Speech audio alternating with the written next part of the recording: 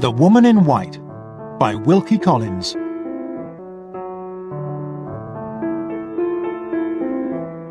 Part 1. The story told by Walter Hartwright. Chapter 1. A Meeting by Moonlight. It was the last day of July. The long, hot summer was coming to an end, and I was feeling ill and depressed. I was also short of money, so I had little chance of escaping from the dusty London streets, and would have to spend the autumn economically between my rooms in the city and my mother's house. My mother and my sister Sarah lived in a cottage in Hampstead, in the northern suburbs, and I usually went to see them twice a week. This evening, I arrived at the gate of the cottage just as it was starting to get dark. I had hardly rung the bell before the door was opened violently, and my Italian friend, Professor Pesca, rushed out to greet me. Pesca was a language teacher who had left Italy for political reasons and had made his home in England. He was a strange, excitable little man who was always trying to be more English than the English. I had met him from time to time when he was teaching in the same houses as I was, and then one day I met him by chance in Brighton. We agreed to go for a swim together in the sea. He was very enthusiastic, and it never for a moment occurred to me that he did not know how to swim. Fortunately, when he suddenly sank to the bottom, I was able to dive down and save him. From that day on, he was my grateful friend, and that evening he showed his gratitude to me in a way that changed my whole life. "Now, my good friends," he said, when we were all in my mother's sitting room, "I have some wonderful news for you. I have been asked by my employer to recommend a drawing teacher for a post with a rich family in the north of England. And who do you think I have recommended? The best drawing teacher in the world, Mr. Walter Hartwright." "My dear Pesca, how good you are to Walter!" exclaimed my mother. "How kind! How generous you are!" As for myself, although I was certainly grateful for his kindness, I still felt strangely depressed. I thanked him warmly, however, and asked to see the conditions. The note he gave me said that a qualified drawing teacher was wanted by Mr. Frederick Fairley of Limmeridge House, Cumberland, to teach his 2 young nieces for a period of at least 4 months. The teacher was to live at Limmeridge House as a gentleman and receive £4 a week. Letters to show he was of good character would be required. The position was certainly an attractive one, and I could not understand why I felt so little enthusiasm for it. However, since my mother and sister thought it was a great opportunity, and I had no wish to hurt Pesca's feelings, I agreed to apply for the job. The next morning I sent my letters of recommendation to the professor's employer, and 4 days later I heard that Mr. Fairley accepted my services and requested me to start for Cumberland immediately. I arranged to leave the next day, and in the evening I walked to Hampstead to say goodbye to my mother and Sarah. When I left them at midnight, a full moon was shining in a dark blue starless sky, and the air was soft and warm. I decided to take the long route home and walk across Hampstead Heath before joining the road into the centre of the city. After a while I came to a crossroads and turned onto the London road. I was lost in my own thoughts, wondering about the 2 young ladies in Cumberland, when suddenly my heart seemed to stop beating. A hand had touched my shoulder from behind. I turned at once, my hand tightening on my walking stick. There, as if it had dropped from the sky, stood the figure of a woman, dressed from head to foot in white clothes. I was too surprised to speak. "Is that "The road into London," she said. I looked at her carefully. It was then nearly 1 o'clock. All I could see in the moonlight was a young, colourless face, large, sad eyes, and light brown hair. Her manner was quiet and self-controlled. What sort of woman she was, and why she was out so late alone, I could not guess. But there was nothing evil about her. Indeed, a kind of sad innocence seemed to come from her. "Did you hear me?" she said, quietly and rapidly. "Yes," I replied. "That's the road. Please excuse me, I was rather surprised by your sudden appearance." "You don't suspect me of doing anything wrong, do you?" No, seeing you so suddenly gave me a shock, that's all." "I heard you coming," she said, "and hid behind those trees to see what sort of man you were before I risked speaking. May I trust you?" Her eyes searched my face anxiously. Her loneliness and helplessness were so obvious that I felt great sympathy for her. "Tell me how I can help you," I said, "and if I can, I will." "Oh, thank you. Thank you. You are very kind." Her voice trembled a little as she spoke. "I don't know London at all. Can I get a cab or a carriage at this time of night? Could you show me where to get one? And will you promise not to interfere with me? I have a friend in London who will be glad to receive me. I want nothing else. Will you promise?" She looked nervously up and down the road, then back at me. How could I refuse? Her fear and confusion were painful to see. "Will you promise?" she repeated. "Yes." We set off together towards the centre of London. It was like a dream, walking along that familiar road with so strange and so mysterious a companion at my side. "Do you know any men of the rank of baronet in London?" she asked suddenly. There was a note of suspicion in the strange question, and when I said I knew no baronets, she seemed relieved. I questioned her further, and she murmured that she had been cruelly used by a baronet she would not name. She told me she came from Hampshire, and asked if I lived in London. I explained that I did, but that I was leaving for Cumberland the next day. "Cumberland," she repeated softly. "Oh, I wish I was going there too. I was once happy in Cumberland, in Limmeridge village. I'd like to see Limmeridge House again." Limmeridge House? I stopped, amazed. "What's wrong?" she asked anxiously. "Did you hear anybody calling after us?" No, it's just that I heard the name of Limmeridge House very recently. Do you know somebody there?" "I did once," she said. "But Mrs. Fairley is dead, and her husband is dead, and their little girl may be married and gone away." Perhaps she would have told me more, but just at that moment we saw a cab. I stopped it, and she quickly got in. "Please," I said, "let me see you safely to your friend's house." No, she cried. "I'm quite safe, and you must let me go. Remember your promise.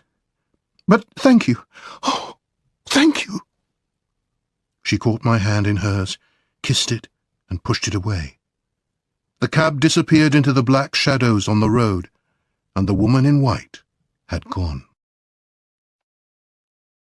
10 minutes later I was still on the same road, thinking uneasily about the whole adventure, when I heard wheels behind me. An open carriage with 2 men in it passed me, then stopped when they saw a policeman walking further down the street. "Officer," cried one of the men, "have you seen a woman pass this way? A woman in white clothes?" "No, sir. Why? What has she done?" "Done? She has escaped from my asylum." An asylum? But the woman had not seemed mad to me. Nervous and a little strange, perhaps, but not mad. What had I done? Had I helped a woman wrongly imprisoned to escape? Or had I failed to protect a sick person who might come to harm? These disturbing thoughts kept me awake all night after I had got back to my rooms, until at last it was time to leave London and set out for Cumberland. My travelling instructions directed me to Carlisle and then to change trains for Limmeridge. However, because of a long delay, I missed my connection and did not get to Limmeridge till past 10. A servant in rather a bad temper was waiting for me at the station with a carriage, and when I arrived at Limmeridge House, everyone had gone to bed. I was shown to my room, and when I at last put out the candle, I thought to myself, what shall I see in my dreams tonight?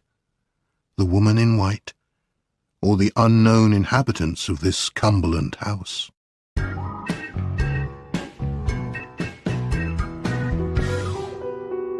Chapter 2. Life at Limmeridge House.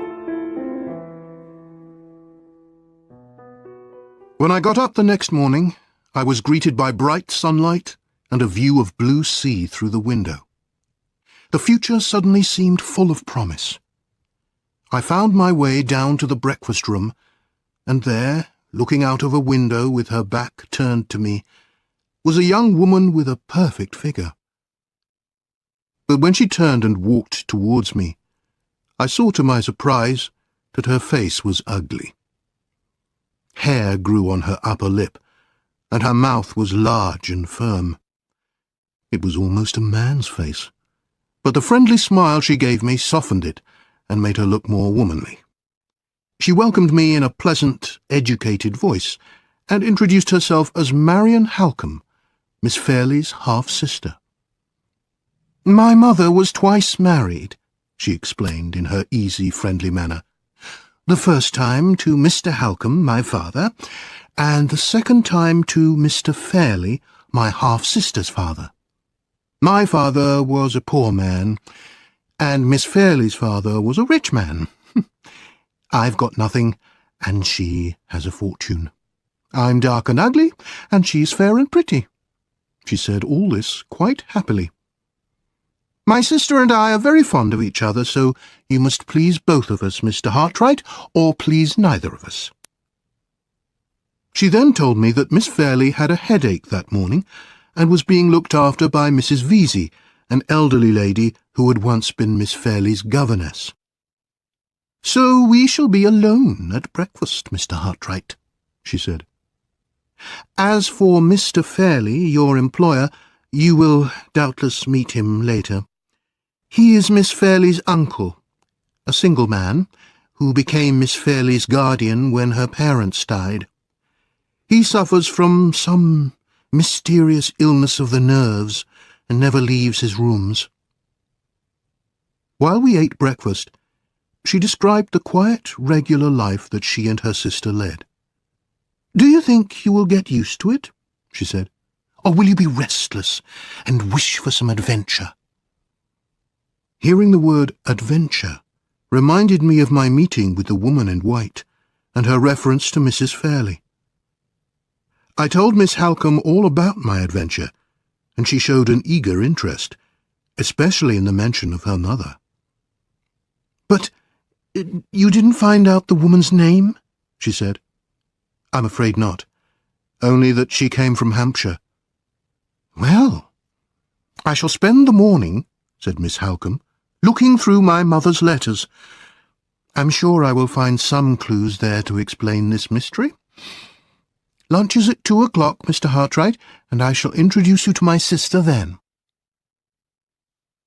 After breakfast, Mr. Fairley's personal servant, Louis, came to tell me that Mr. Fairley would like to see me. I followed the servant upstairs and was shown into a large room full of art treasures.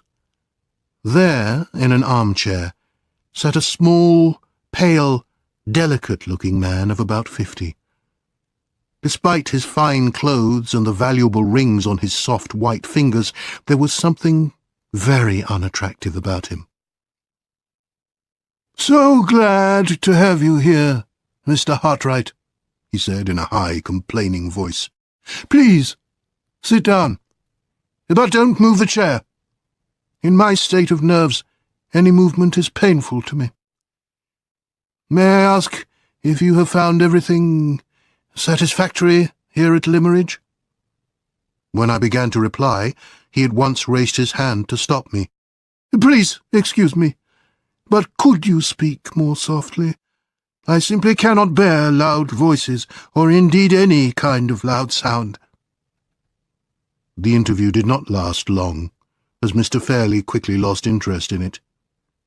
He informed me that the ladies would make all the arrangements for their drawing lessons. "I suffer so much from my nerves, Mr. Hartright," he said. "Do you mind ringing the bell for Louis? Thank you. Good morning." With great relief I left the room and spent the rest of the morning looking forward to lunchtime, when I would be introduced to Miss Fairley. At 2 o'clock I entered the dining-room and found Miss Halcombe seated at the table with a rather fat lady who smiled all the time. This, I discovered, was Mrs. Vesey. We started eating, and before long we had finished lunch with still no sign of Miss Fairley. Miss Halcombe noticed my frequent glances at the door. "I understand you, Mr. Hartright," she said. "You are wondering about your other student. Well, she has got over her headache, but did not want any lunch. If you will follow me, I think I can find her somewhere in the garden." We walked out together along a path through the garden until we came to a pretty summer house. Inside, I could see a young lady standing near a table, looking out at the view and turning the pages of a little drawing book. This was Miss Laura Fairley. How can I describe her? How can I separate this moment from all that has happened since then? In a drawing I later made of her, she appears as a light, youthful figure, wearing a simple white and blue striped dress and a summer hat. Her hair is light brown, almost gold, and she has eyes that are clear and blue, with a look of truth in them. They give her whole face such a charm that it is difficult to notice each individual feature: the delicate, though not perfectly straight nose, the sweet, sensitive mouth. The life and beauty of her face lies in her eyes. Such was my impression, but at the same time I felt there was something about her that I could not explain. Something that I ought to remember, but could not. In fact, I was thinking about this so much that I could hardly answer when she greeted me. Miss Halcombe, believing I was shy, quickly said, "Look at your perfect student," and she pointed at the sketches. "She has already started work before your lessons have begun. You must show them to Mr. Hartright, Laura, when we go for a drive." Miss Fairley laughed with bright good humour. "I hope he will give his true opinion of them, and not just say something to please me," she said. "May I inquire why you say that?" I asked. "Because I shall believe all that you tell me," she answered simply. In those few words she gave me the key to her own trusting, truthful character. Later, we went for our promised drive, but I must confess that I was far more interested in Miss Fairley's conversation than her sketches. I soon realized I was behaving more like a guest than a drawing teacher, and when I was on my own again, I felt uneasy and dissatisfied with myself. At dinner that evening, these feelings soon disappeared, and when the meal was over, we went into a large sitting-room with glass doors leading into the garden. Mrs. Vesey fell asleep in an armchair, and Miss Halcombe sat near a window to look through her mother's letters. At my request, Miss Fairley played the piano. How will I ever forget that peaceful picture? The flowers outside, the music of Mozart, Miss Halcombe reading the letters in the half-light, the delicate outline of Miss Fairley's face against the dark wall. It was an evening of sights and sounds to remember forever. Later, when Miss Fairley had finished playing and had wandered out into the moonlit garden, Miss Halcombe called me. "Mr. Hartwright, will you come here for a minute?" I went over and she showed me a letter. "It's from my mother to her second husband 12 years ago. She mentions a lady from Hampshire called Mrs. Catherick, who had come to look after her sick sister living in the village. It seems she brought her only child with her, a little girl called Anne, who was about a year older than Laura. I was at a school in Paris at the time. My mother, who took a great interest in the village school, says the little girl was slow in learning, so she gave her lessons here at the house. She also gave her some of Laura's white dresses and white hats, saying she looked better in white than any other colour. She says that little Anne Catherick was so grateful and loved her so much that one day she kissed her hand and said, 'I'll always wear white as long as I live. It will help me to remember you.'" Miss Halcombe stopped and looked at me. "Did the woman you met that night seem young enough to be 22 or 23? "Yes, Miss Halcombe, as young as that." "And was she dressed from head to foot all in white?" "All in white." From where I sat, I could see Miss Fairley walking in the garden, and the whiteness of her dress in the moonlight suddenly made my heart beat faster. "Now, listen to what my mother says at the end of the letter," Miss Halcombe continued. "It will surprise you. She says that perhaps the real reason for her liking little Anne Catherick so much was that she looked exactly like—" Before she could finish, I jumped up. Outside stood Miss Fairley, a white figure alone in the moonlight. And suddenly I realized what it was that I had been unable to remember. It was the extraordinary likeness between Miss Laura Fairley and the runaway from the asylum, the woman in white. "You see it," said Miss Halcombe, "just as my mother saw the likeness between them years ago." "Yes," I replied, "but very unwillingly. To connect that lonely, friendless woman, even by an accidental likeness to Miss Fairley, disturbs me very much. I don't like to think of it. Please call her in from that horrible moonlight." "We won't say anything about this likeness to Laura," she said. "It will be a secret between you and me." Then she called Miss Fairley in, asking her to play the piano again. And so my first eventful day at Limmeridge House came to an end.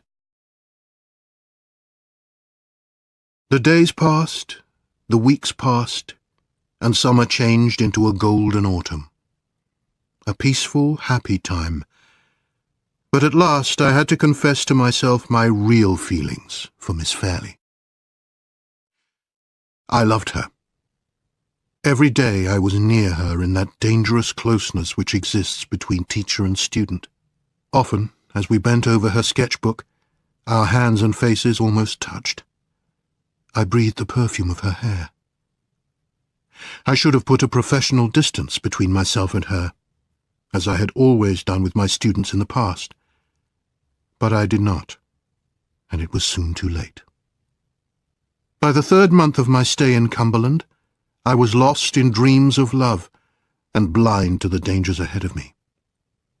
Then the first warning finally came, from her. In the space of one night she changed towards me. There was a sudden nervous distance and a kind of sadness in her attitude. The pain I felt at that moment is beyond description. But I knew then that she had changed because she had suddenly discovered not only my feelings, but her own as well.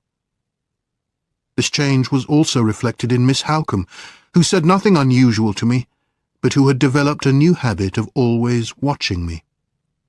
This new and awful situation continued for some time, until on a Thursday near the end of the 3rd month, I was at last rescued by the sensible and courageous Miss Halcombe. "Have you got a moment for me?" she asked after breakfast. "Shall we go into the garden?" We walked to the summer house and went inside. Miss Halcombe turned to me. "Mr. Hartright, what I have to say to you I can say here. Now, I know that you are a good man who always acts correctly. Your story about that unhappy woman in London proves that. As your friend, I must tell you that I have discovered your feelings for my sister Laura. Although you have done nothing wrong, except show weakness, I must tell you to leave Limmeridge House before any harm is done. And there is something else I must tell you, which will also give you pain. Will you shake hands with your friend Marian Halcombe first?" She spoke with such kindness that I shook her hand. "You must leave, because Laura Fairley is to be married." The last word went like a bullet to my heart. I turned white. I felt cold. With one word all my hopes disappeared. "You must put an end to your feelings here, where you first met her. I will hide nothing from you. She is not marrying for love, but because of a promise she made to her father just before he died. The man she is to marry arrives here next Monday." "Let me go today," I said bitterly. "The sooner the better." "No, not today. That would look strange. Wait till tomorrow, after the post has arrived.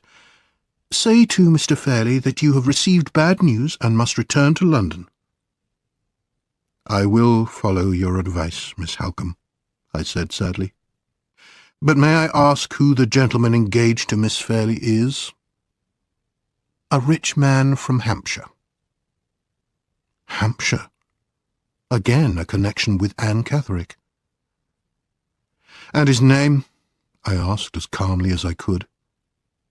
"Sir Percival Glyde." "Sir?"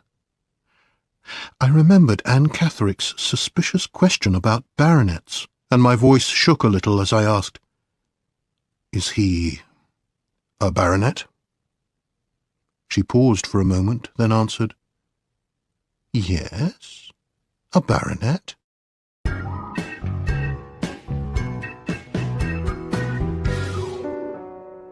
Chapter 3.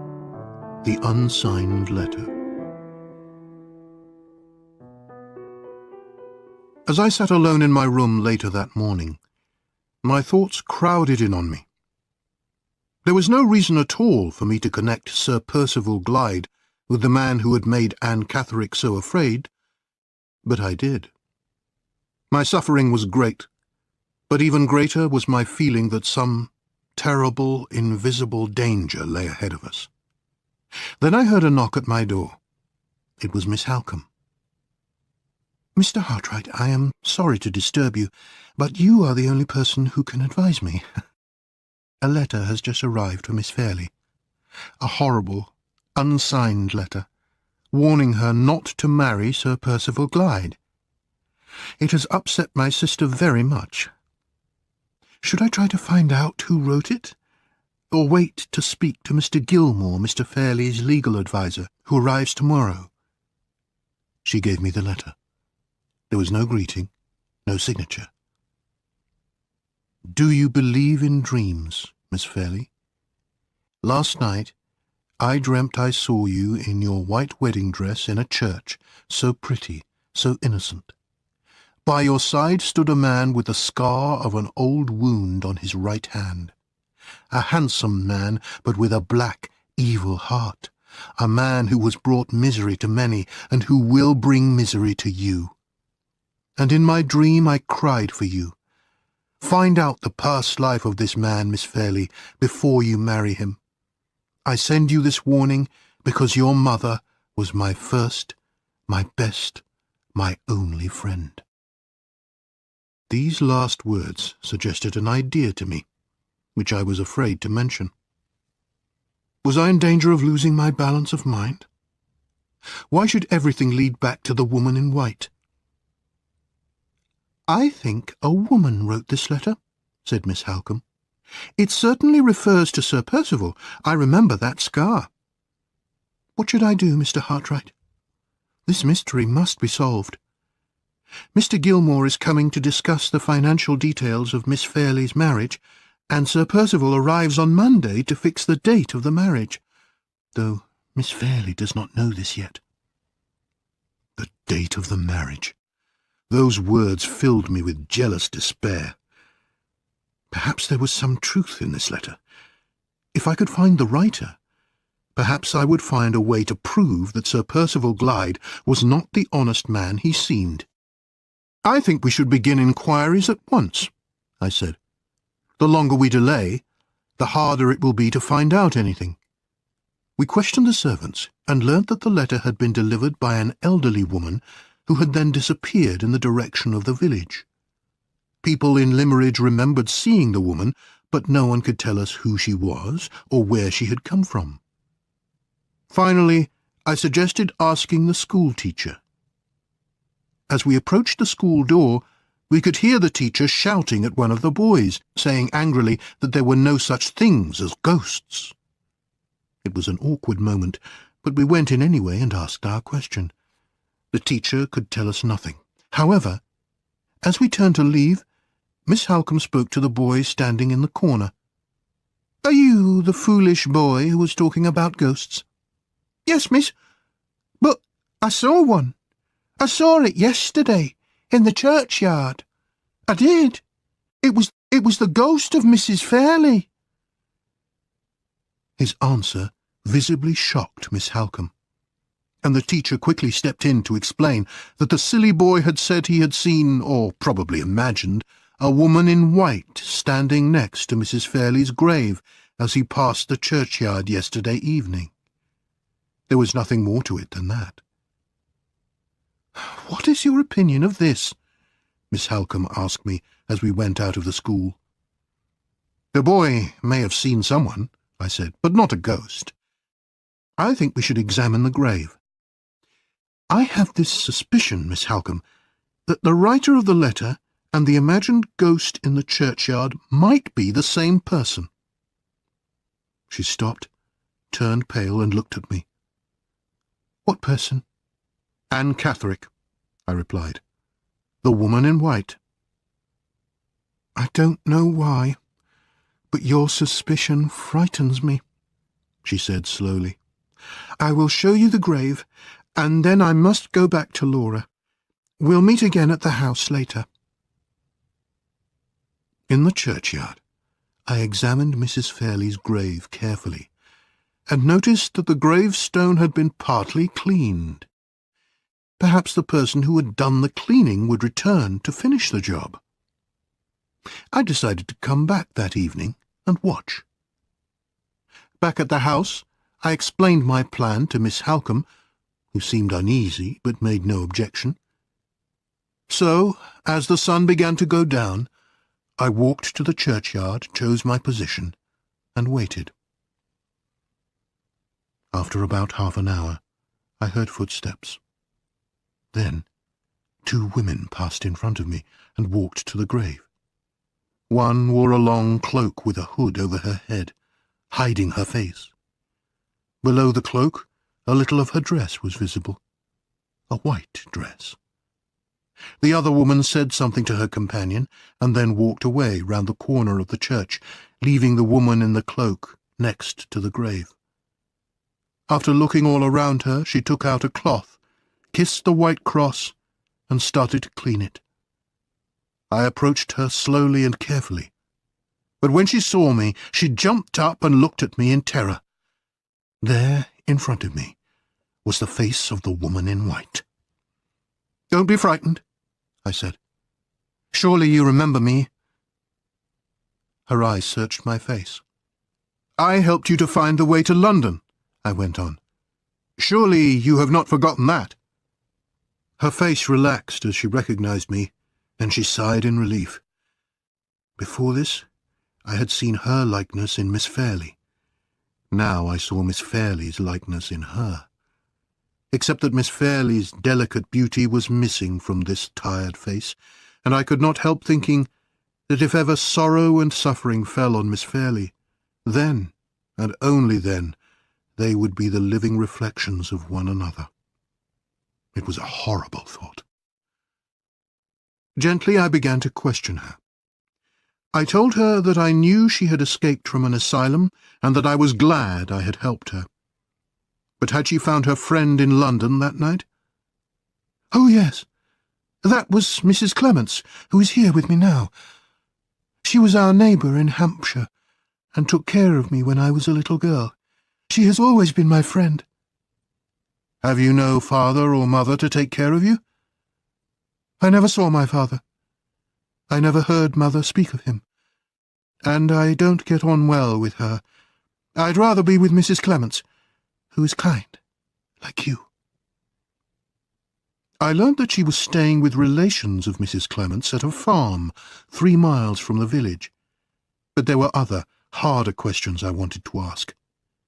Who had shut her away in an asylum? Her unkind mother, perhaps? What was her motive in writing the letter to Miss Fairley, accusing Sir Percival Glyde? Was it revenge? What wrong had Sir Percival done her? She was easily frightened, easily confused, and could only hold one idea in her mind at a time. I tried not to alarm her. Had she ever, I asked, been wronged by a man and then abandoned? Her innocent, puzzled face told me that was not the answer. All the time we were talking, she was cleaning the gravestone with her cloth. "Mrs. Fairley was my best friend," she murmured. "And her daughter—" She looked up at me, then away again, as though hiding her face in guilt. "Is Miss Fairley well and happy?" she whispered anxiously. I decided to try and surprise a confession from her. "She was not well or happy this morning after receiving your letter. You wrote it, didn't you? It was wrong to send such a letter." Her face went deathly pale. Then she bent down and kissed the gravestone. "Oh, Mrs. Fairley, Mrs. Fairley, tell me how to save your daughter. Tell me what to do." "You mention no names in the letter, but Miss Fairley knows that the person you describe is Sir Percival Glyde." The moment I said his name, she gave such a scream of terror that my blood ran cold. Her face, now full of fear and hatred, told me everything. Without doubt, the person who had shut her away in the asylum was Sir Percival Glyde. At the sound of her scream, Mrs. Clements came running, and looking angrily at me, said, "What is it, my dear? What has this man done to you?" "Nothing," the poor girl said. "He was good to me once. He helped me." She whispered the rest in her friend's ear. Then Mrs. Clements put her arm round Anne Catherick and led her away. I watched them go, feeling great pity for that poor, pale, frightened face.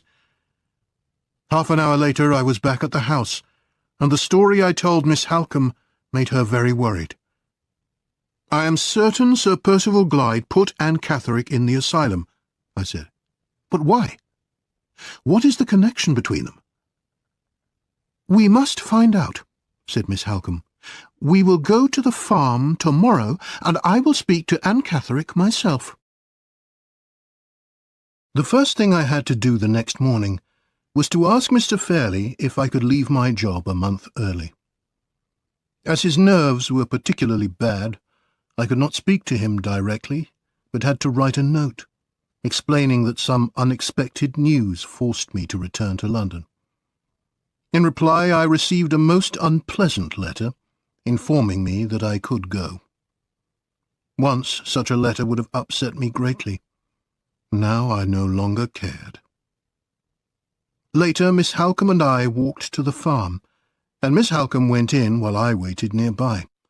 To my surprise, she returned after only a few minutes. "Does Anne Catherick refuse to see you?" I asked. "Anne Catherick has gone," replied Miss Halcombe. "She left this morning, with Mrs. Clements. The farmer's wife, Mrs. Todd, has no idea why they left or where they went. She just said that Anne Catherick had been disturbed after reading something in the local newspaper a couple of days ago. I looked at the paper, and saw that it mentioned Laura's future wedding. Then Mrs. Todd said that Anne Catherick fainted last night, apparently in shock at something mentioned by one of the servant girls from our house, who was visiting the farm on her evening off. We hurried back to the house to question the servant girl. Miss Halcombe asked her if she had mentioned Sir Percival Glyde's name while at the farm. "Oh, yes," the girl replied. "I said he was coming on Monday." At that moment a cab arrived, and Mr. Gilmore, the family friend and legal adviser, got out. He was an elderly man, pleasant-looking and neatly dressed. Miss Halcombe introduced me, and then went away to discuss family matters with him. I wandered out into the garden. My time at Limmeridge House was nearly at an end, and I wanted to say a last goodbye to the places where I had so often walked with Miss Fairley in the dream time of my happiness and my love. But the autumn day was grey and damp, and those golden memories were already fading. As I returned to the house, I met Mr. Gilmore. "Ah, Mr. Hartright," he said. "Miss Halcombe has told me how helpful you have been about this strange letter received by Miss Fairley. I want you to know that the investigation is now in my safe hands. I have written to Sir Percival Glyde's lawyer in London, and I'm sure we will receive a satisfactory explanation." "I'm afraid I am not so sure as you," was my reply. "Well, well," said Mr. Gilmore, "we will wait for events." At dinner that evening, my last dinner at Limmeridge House, it was a hard battle to keep my self-control. I saw that it was not easy for Miss Fairley either. She gave me her hand as she had done in happier days, but her fingers trembled, and her face was pale. Mr. Gilmore kept the conversation going, and afterwards we went into the sitting-room as usual. Miss Fairley sat at the piano. "Shall I play some of those pieces by Mozart that you like? Will you sit in your old chair, near me?" she asked nervously. "As it is my last night, I will," I answered. "I am very sorry you are going," she said, almost in a whisper. "I shall remember those kind words, Miss Fairley, long after tomorrow has gone," I replied. "Don't speak about tomorrow." Then she played, and at last it was time to say good night. The next morning I found Miss Halcombe and Miss Fairley waiting for me downstairs. When I began to speak, Miss Fairley turned and hurried from the room. I tried to control my voice, but could only say, "Will you write to me, Miss Halcombe?" She took both my hands in hers, and her face grew beautiful with the force of her generosity and pity. "Of course I will, Walter. Goodbye, and God bless you." She left, and a few seconds later Miss Fairley returned, holding something. It was her own sketch of the summer house where we had first met. With tears in her eyes she offered it to me. "To remind you," she whispered. My own tears fell as I kissed her hand. Then I turned to go. She sank into a chair. Her head dropped on her arms. At that moment I knew that Laura Fairley loved me too. But it was over. We were separated.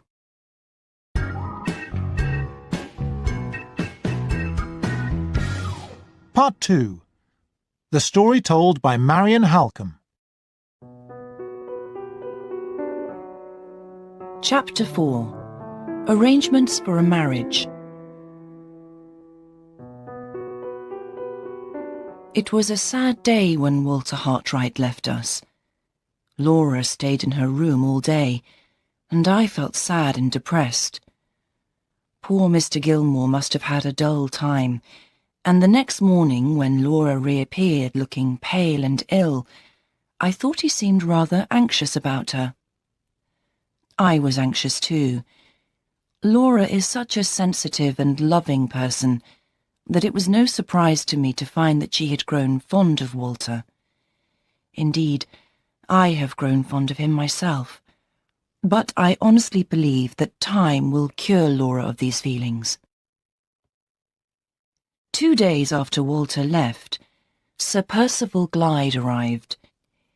He is 45 years old, but seems younger. He is handsome and only a little bald, has perfect manners, and is pleasant, agreeable, and respectful. I really must try to like him. In the afternoon, while Laura was out of the room, Sir Percival referred to Anne Catherick's letter. "I read Mr. Gilmore's letter to my lawyer," he said, "and I want to give you a full explanation. Mrs. Catherick, you see, worked for me and my family for many years. Her marriage was unfortunate in that her husband deserted her, and her only child, a girl, became mentally ill and needed to be put in an asylum. So, in recognition of Mrs. Catherick's services, I agreed to pay the expenses of a private asylum for the girl. Unfortunately, the girl discovered this and consequently developed a hatred for me. She recently escaped from the asylum, and I'm sure she wrote this letter because of her hatred for me. It's all very sad." Mr. Gilmore found this explanation perfectly satisfactory, and said so. He then looked at me for agreement, but I was struggling with a sense of unease that I could not explain, and hesitated before answering. Sir Percival noticed this at once. "May I beg you, Miss Halcombe," he said politely, "to write to Mrs. Catherick to ask if these facts are true?" I did not want to agree to this, but how could I refuse without making the situation even more embarrassing than it already was? So I went to the desk, wrote a note, and gave it to him. Without looking at it, he put it in an envelope and wrote the address. "Now that is done," he said, "may I ask if Anne Catherick spoke to Miss Fairley or to you?" "No, she spoke to nobody except Mr. Hartright," I replied. "Ah, yes, the drawing teacher," he said thoughtfully. "And did you discover where Anne Catherick was staying?" I described the farm to him. "It is my duty to try to find her," he continued. "Tomorrow I will go to this farm and make inquiries." Soon afterwards, he left to go up to his room. That evening, and the next day, Sir Percival took every opportunity to bring Laura into the conversation, but she hardly took any notice. He went to the farm to make his inquiries about Anne Catherick, but learnt nothing. Then, on Wednesday, a letter came from Mrs. Catherick, a short, business-like letter, thanking me for my note, and saying that everything Sir Percival had told me was completely correct. Why did I still have doubts? This surely was enough proof for anyone. But how I wished that Walter Hartright had been there to give his opinion. At Sir Percival's request, I now had to give Laura his explanation of Anne Catherick's letter. She listened quietly and showed no emotion, but I noticed that on the table near her hand was the little book of Hartright's drawings. I also had to tell her that the reason for Sir Percival's visit was to fix the day of their marriage. "I'm afraid he will ask you to decide quite soon, Laura." "Oh, no, Marion, I can't do that," she said. "Please ask him. Beg him to allow me more time. I promise to give him a final answer before the end of the year, but not yet. Please, not yet." Sir Percival agreed to this request, and when Mr. Gilmore heard about it, He arranged to have a private talk with Laura. "I have to return to London tomorrow," he said to me, "and I need to discuss the financial side of this marriage with Miss Fairley before I go. As you know, she will inherit a great deal of money and property when she becomes 21 next March, and I must include all this in the marriage agreement in a way that reflects Miss Fairley's own wishes and is also acceptable to Sir Percival." He had the meeting with Laura the next morning, and in the afternoon he left for London, looking rather sad and thoughtful. Wondering what had been said, I hurried up to Laura's room. "Oh, Marion, come in," she said. "I need to talk to you." "What is it, Laura? Is it about the marriage agreement?" "No, I couldn't even bear to discuss that with Mr. Gilmore. I'm ashamed to say that all I could do was cry. He was very kind and good, Marion, and he said that he would look after everything for me. No, what I wanted to tell you was this. I cannot bear the situation any longer. I must end it." Her eyes were bright, and she spoke with great energy. I began to feel alarmed. "What do you wish to do, Laura darling? Do you want to be released from your promise to marry Sir Percival?" "No," she said simply. "I cannot break my promise to my father, but I want to tell the truth, and I will confess to Sir Percival that I love someone else." "Laura? He has no right to know that," I said in amazement. "I cannot deceive him," she said. "I have thought it over carefully. After I have told him, let him do as he wishes." I looked into her innocent, loving eyes and could say nothing.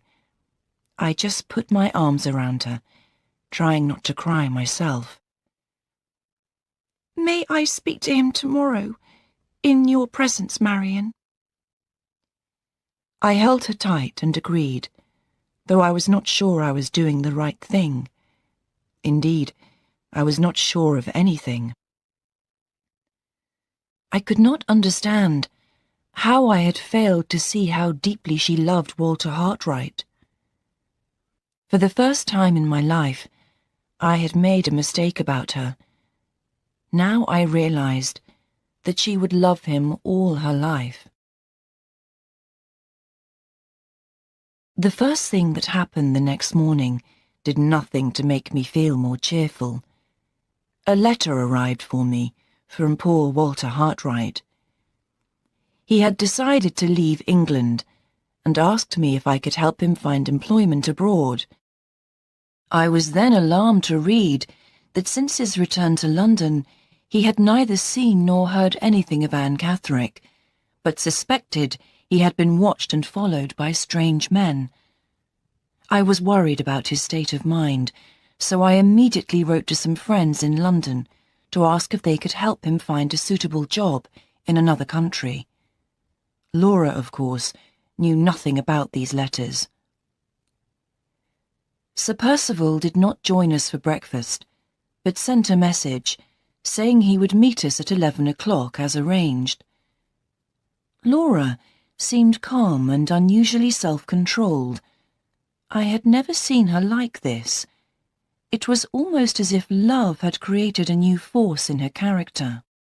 At exactly 11, Sir Percival knocked and entered, with anxiety and worry in every line of his face. This meeting would decide his future life, and he obviously knew it. "You may wonder, Sir Percival," said Laura calmly, "if I am going to ask to be released from my promise to marry you. I am not going to ask this. I respect my father's wishes too much." His face relaxed a little, but I saw one of his feet nervously beating the carpet. "No, if we are going to withdraw from our planned marriage, it will be because of your wish, Sir Percival, not mine." "Mine?" he said in great surprise. "What reason could I have for withdrawing?" "A reason that is very hard to tell you," she answered. "There is a change in me." His face went so pale that even his lips lost their colour. He turned his head to one side. "What change?" he asked, trying to hide his nervousness. "When the promise was made 2 years ago," she said, "my love did not belong to anyone. Will you forgive me, Sir Percival, if I tell you that it now belongs to another person?" Her tears started to fall, and Sir Percival hid his face behind his hand, so that it was impossible to know what he was thinking. He made no answer, and my temper got the better of me. "Sir Percival," I said sharply, "have you nothing to say? You have already heard more than you have a right to hear." "But I didn't ask for that right," he said, avoiding my question. "I wish you to understand," Laura continued, "that I will never see this person again, and that if you leave me, you only allow me to remain a single woman for the rest of my life. All I ask is that you forgive me and keep my secret." "I will do both those things," he said. Then he looked at Laura as if he was waiting to hear more. "I think I have said enough to give you reason to withdraw from our marriage," she added quietly. "No, you have said enough to make it the dearest wish of my life to marry you," he said, getting up and advancing towards her. Laura gave a cry of surprise, but I had more than half expected this. Every word she had spoken had shown her honesty and her innocence, but these fine qualities had destroyed her own hopes of a release. Sir Percival understood very well the priceless value of a pure and true woman. Why would he give her up now? "I will do everything I can to earn your love," he said, "and perhaps in time I will win it." "Never," she answered, looking more beautiful than ever. "I will be your true and loyal wife, but never your loving wife." "That is enough for me. I accept your loyalty and your truth," he said, then raised her hand to his lips and silently left the room. Laura sat without moving. I put my arm around her. At last she said, "I must resign myself, Marion. If you write to Walter, don't tell him how unhappy I am. And if I die first, please say to him, say what I could never say myself. Say I loved him." Then she threw herself on the sofa and cried as if her heart was breaking, until at last she fell asleep. In the days that followed, it seemed that nothing could prevent this miserable marriage from taking place. I tried to make Laura change her mind, but she was determined to keep her promise and to do her duty. Mr. Fairley was, of course, very happy that the family worry was now at an end, and suggested that the sooner his niece got married, the better. This made me very angry, but when I told Laura, I was surprised by her calm reply. "My uncle is right. I have caused trouble and anxiety to everyone. Let Sir Percival decide on the day for our marriage." Sir Percival was delighted by this news, and he then left to prepare for the bride's reception at his house in Hampshire. I thought that a change would do Laura good, so I arranged for us both to go and stay with some friends in Yorkshire. She passively agreed with my idea. I also wrote to Mr. Gilmore, telling him this marriage would now take place. The next day, I received a letter from Walter Hartwright, saying that my friends had got him a job on an expedition to Central America. He was going to be the artist for the expedition. He was leaving on the 21st of November and would be away for 6 months. I could only hope that this was for the best. Laura and I then departed for Yorkshire, but after only 9 days there, we received a letter from Mr. Fairley, calling us back to Limmeridge immediately. What could this mean, I wondered. I found out as soon as we arrived. Mr. Fairley and Sir Percival had agreed on the 22nd of December for the wedding, provided that Laura also agreed. Would I please persuade her, said Mr. Fairley. His nerves were much too bad to talk to her himself. I also found our old friend Mr. Gilmore, who had come to talk to Mr. Fairley about the marriage agreement. He was leaving that day and was anxious to speak to me alone before he left. "I am not at all happy about the financial arrangements in the agreement, Miss Halcombe," he said. "But there is nothing I can do about it. I know how fond you are of your sister, and I think you ought to know why I am concerned. As you will know," he went on, "there are 3 parts to Miss Fairley's inheritance. Firstly, on Mr. Fairley's death, she will inherit the Limmeridge property and land, and the income from it.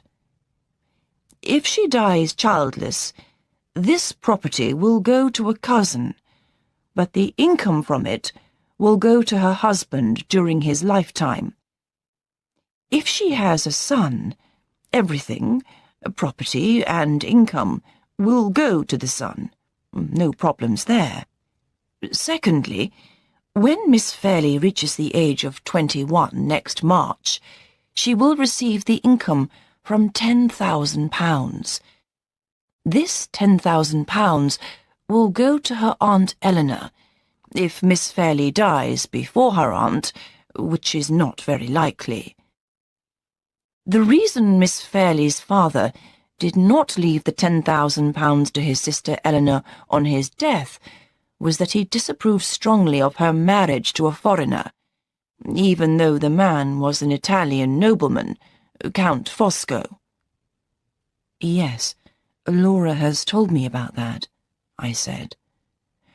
"Well," Mr. Gilmore went on, "there are no problems there either. But the 3rd part of Miss Fairley's inheritance is more difficult. Next March, she will also inherit £20,000, which will be her own money completely. If she dies before her husband, the income from the £20,000 will go to Sir Percival for his lifetime, and the capital will go to their children. If there are no children to inherit the capital, Miss Fairley can choose relations and friends to inherit the money when she dies. That's what I proposed, but Sir Percival's lawyer did not accept it. He insists that if Sir Percival survives his wife, and there are no children, Sir Percival should receive the capital.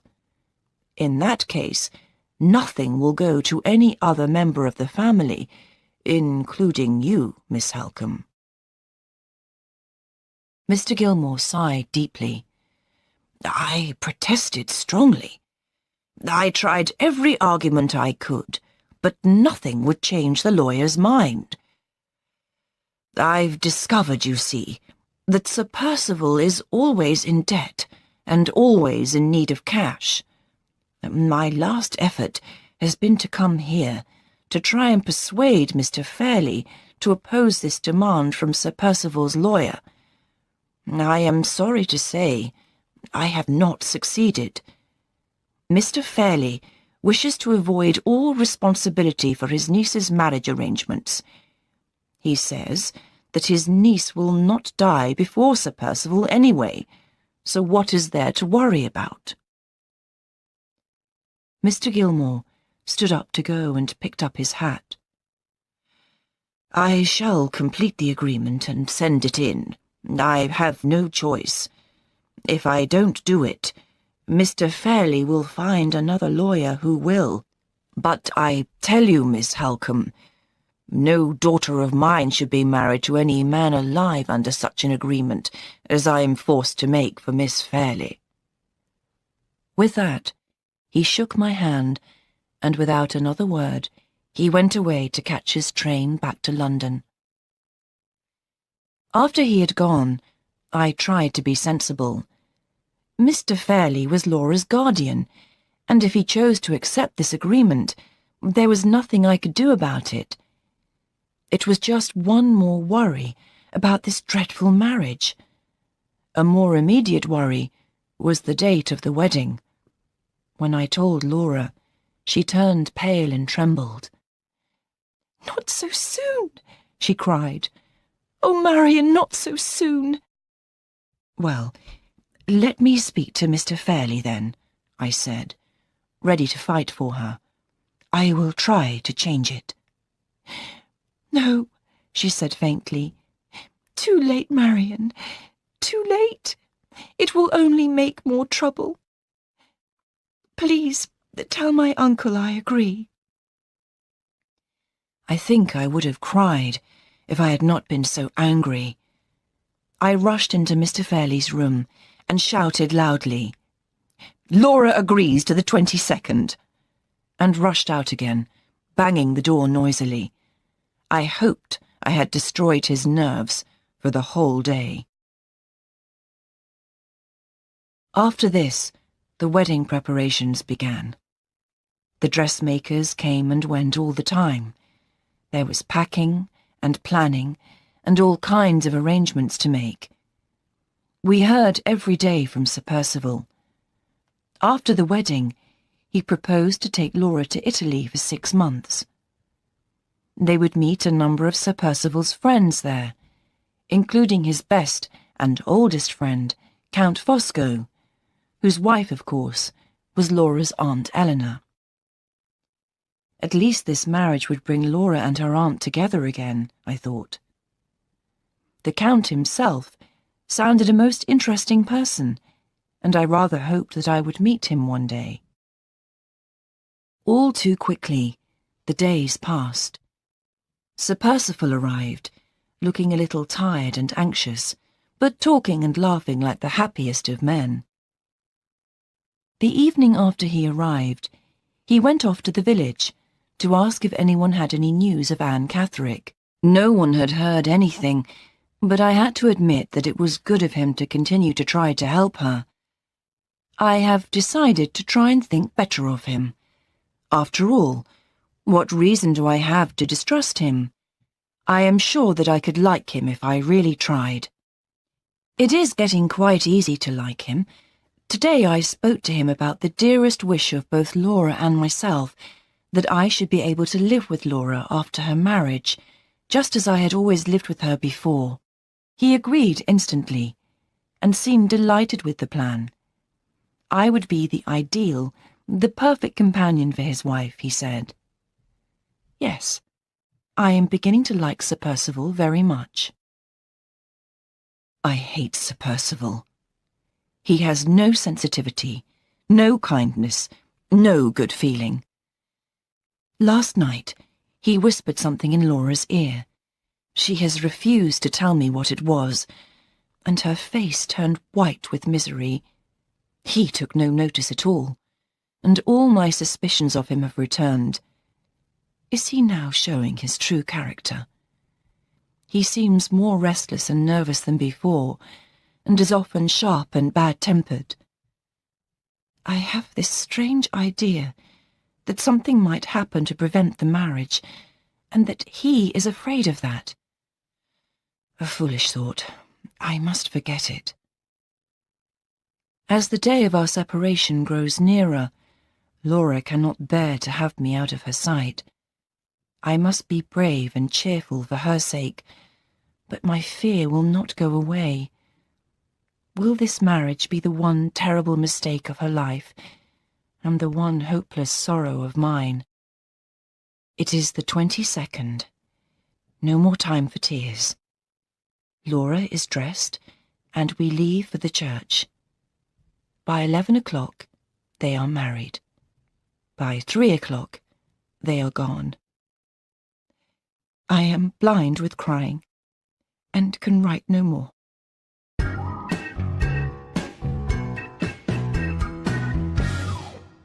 Chapter 5. A Document for Signature. 6 long, lonely months passed, and I had little to do but think of absent friends. I received a cheerful letter from Walter Hartwright after he arrived in Honduras, and just before he set off with the expedition into the forest. Since then, I have heard nothing. There was no news of Anne Catherick or Mrs. Clements. Poor Mr. Gilmore fell very ill and had to give up work, but his business is continued by his partner, Mr. Kirrell. Mrs. Vesey has moved to London to live with her sister, and Mr. Fairley, I believe, is secretly delighted to have his house free of women. Most of all, of course, I thought about Laura. Many letters came from her, but she said very little in them. She told me she was well, but hardly mentioned her husband, and wrote not a word about Count Fosco, whom they had met in Austria, not Italy. I understood from her silence that she did not like him. All she said was that her Aunt Eleanor, Madame Fosco, was quieter and more sensible than she had used to be. On the 11th of June, I arrived at Blackwater Park, Sir Percival's family home in Hampshire. The waiting was nearly over, and how happy I was! The next day, Laura and her husband would return home, together with Count Fosco and his wife, who were going to spend the summer at Blackwater. In the morning, the housekeeper, Mrs. Mitchelson, showed me round the house. It is very old, and much of it is dusty and unused. Only one part of the enormous building is comfortable enough to live in. Later, I explored the gardens and the park. The gardens are small and not well kept, and there are so many trees that the house feels shut in by them.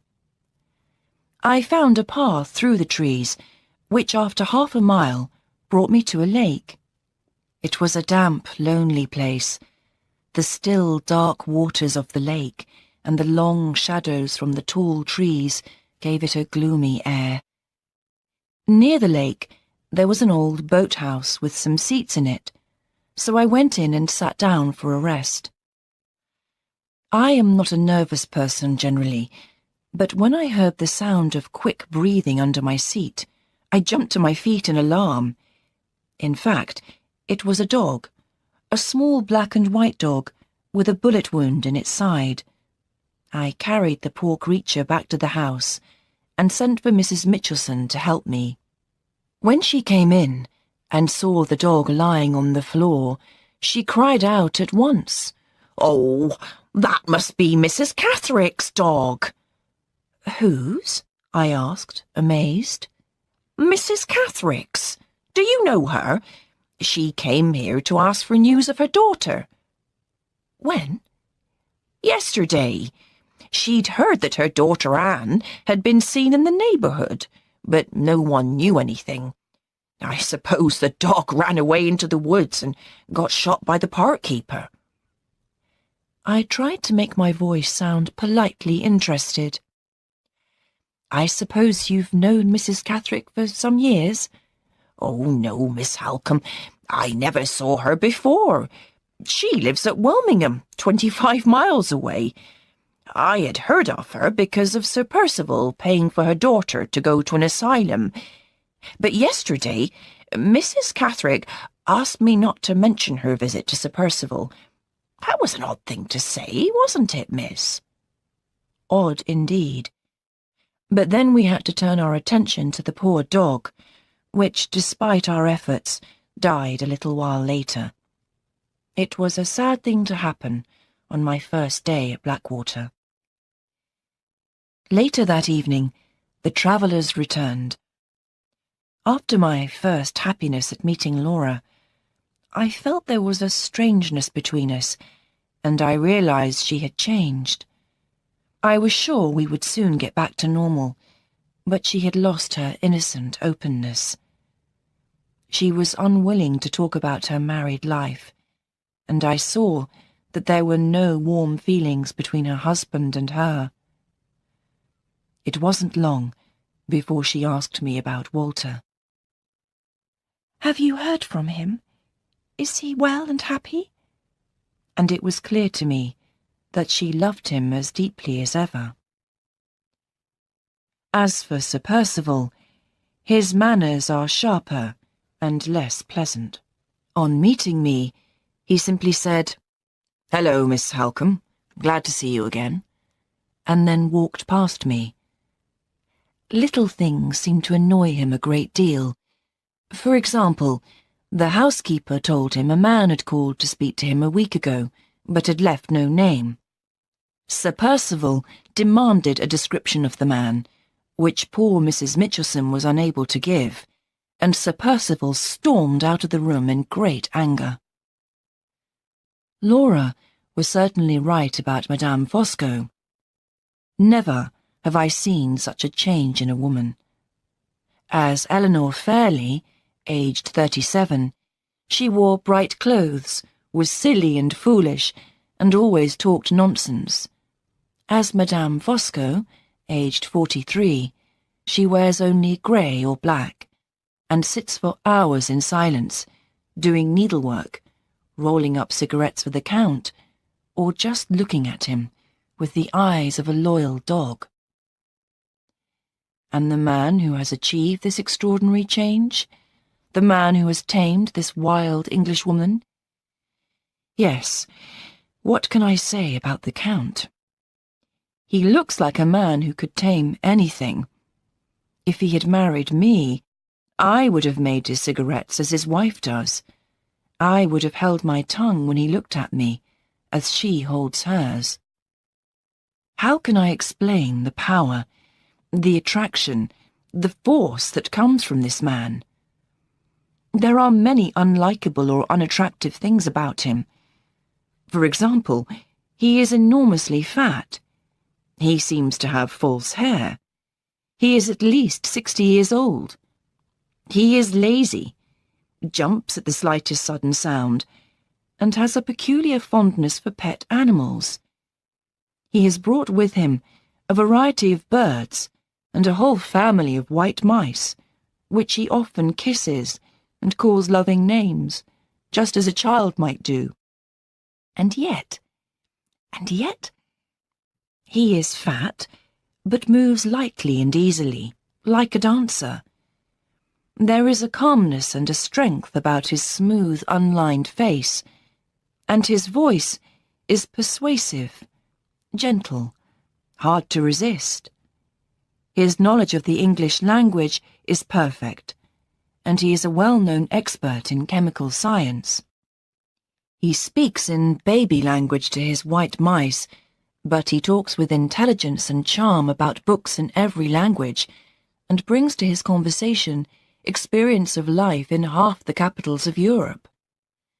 But it is his eyes that I shall always remember.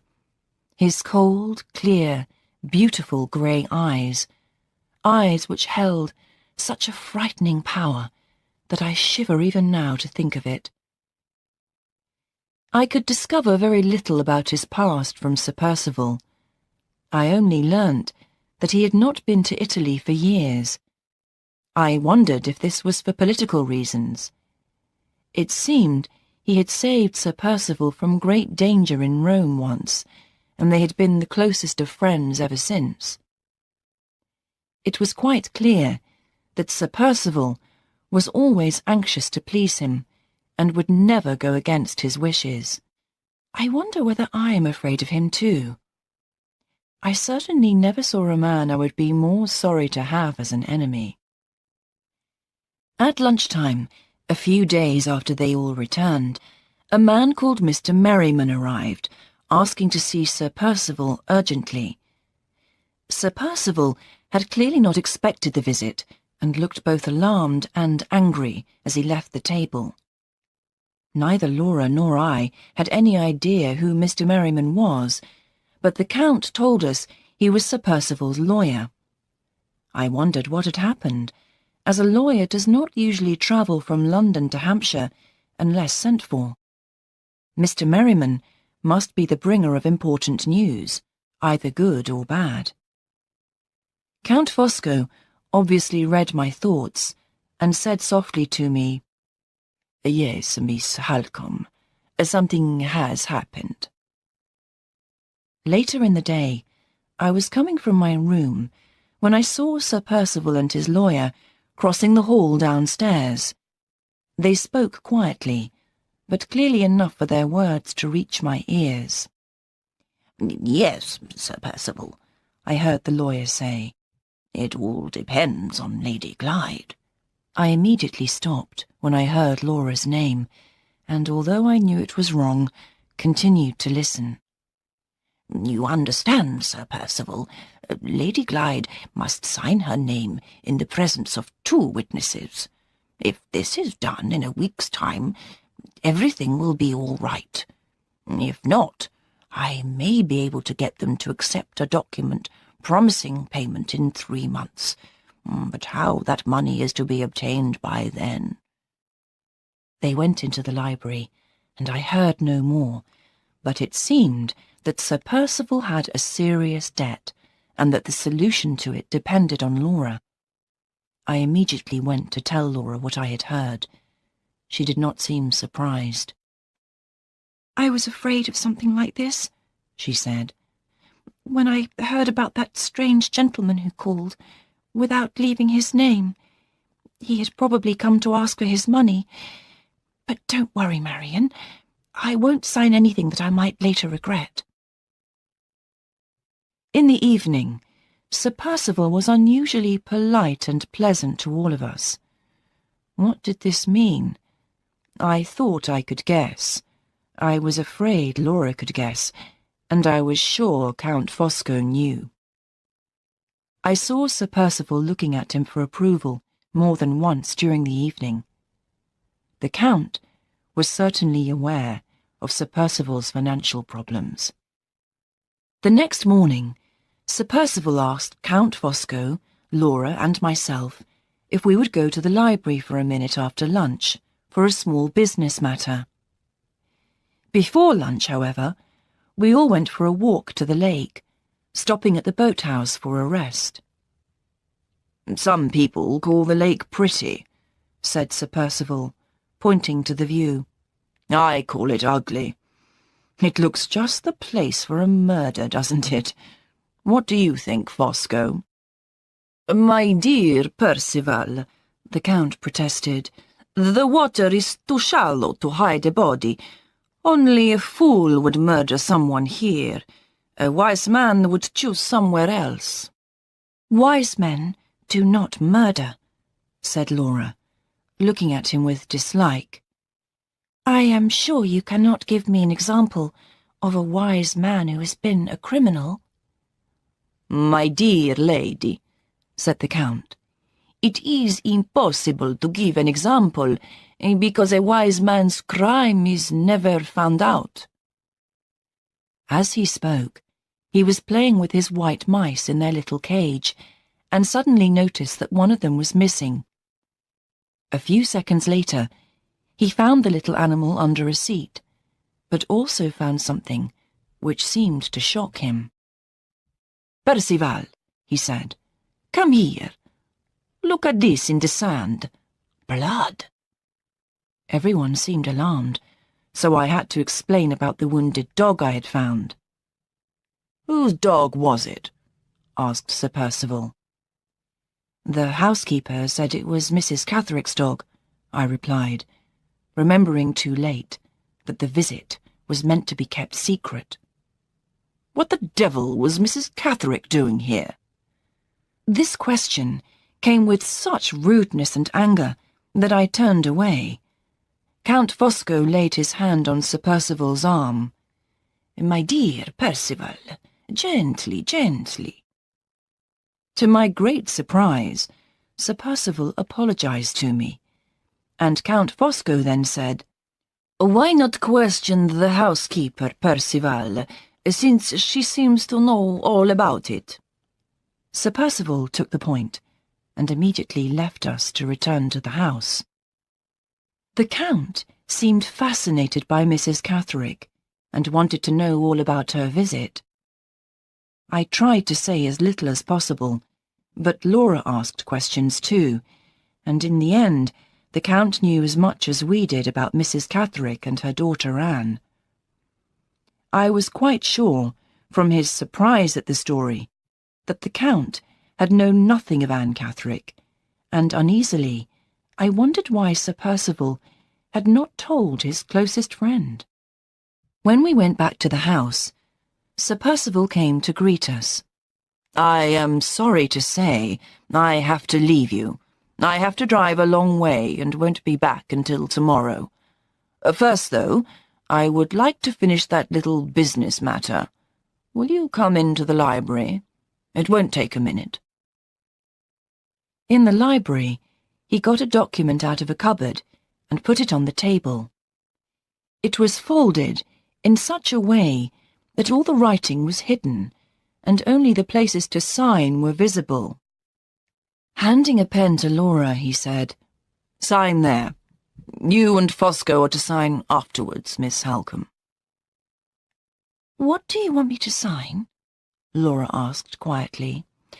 I have no time to explain. I have to leave. It's just business, he said angrily. Women don't understand business. Just sign it. But surely I ought to know what I am signing. I see. So you're saying you don't trust me, is that it? What kind of a wife is that? To help Laura, I said, I am afraid I cannot be a witness if she doesn't understand what she is signing. Sir Percival turned to me furiously. How dare you? You're a guest in my house, and you take my wife's side against me. Control your unfortunate temper, Percival, said the Count, and I heard him whisper to him, You idiot. But Laura had put the pen down and moved to my side. Lady Glyde is right, the Count then said. Let the signature wait until tomorrow.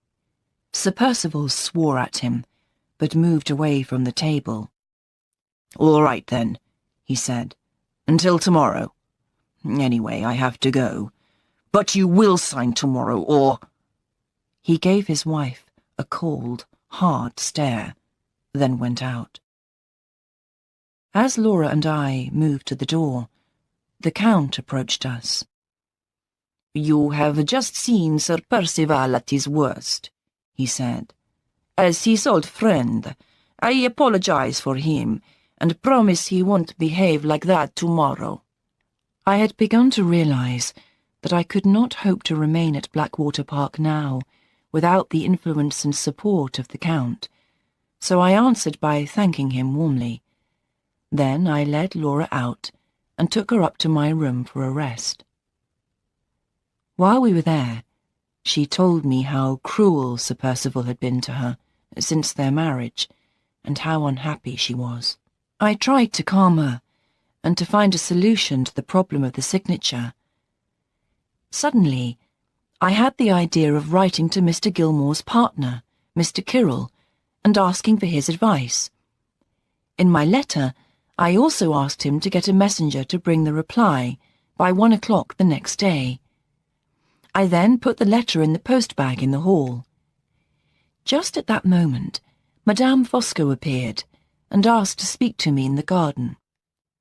She spoke to me for a full half-hour about how much sympathy she had for me. I found this very odd indeed, since she had shown very little interest in me before. When I finally returned, I saw the Count also putting a letter in the post bag. For some reason, I decided to check my letter was properly closed, so I got it out of the bag. This was lucky, as I found the envelope had come open. How strange, I thought. Perhaps there had been something wrong with it.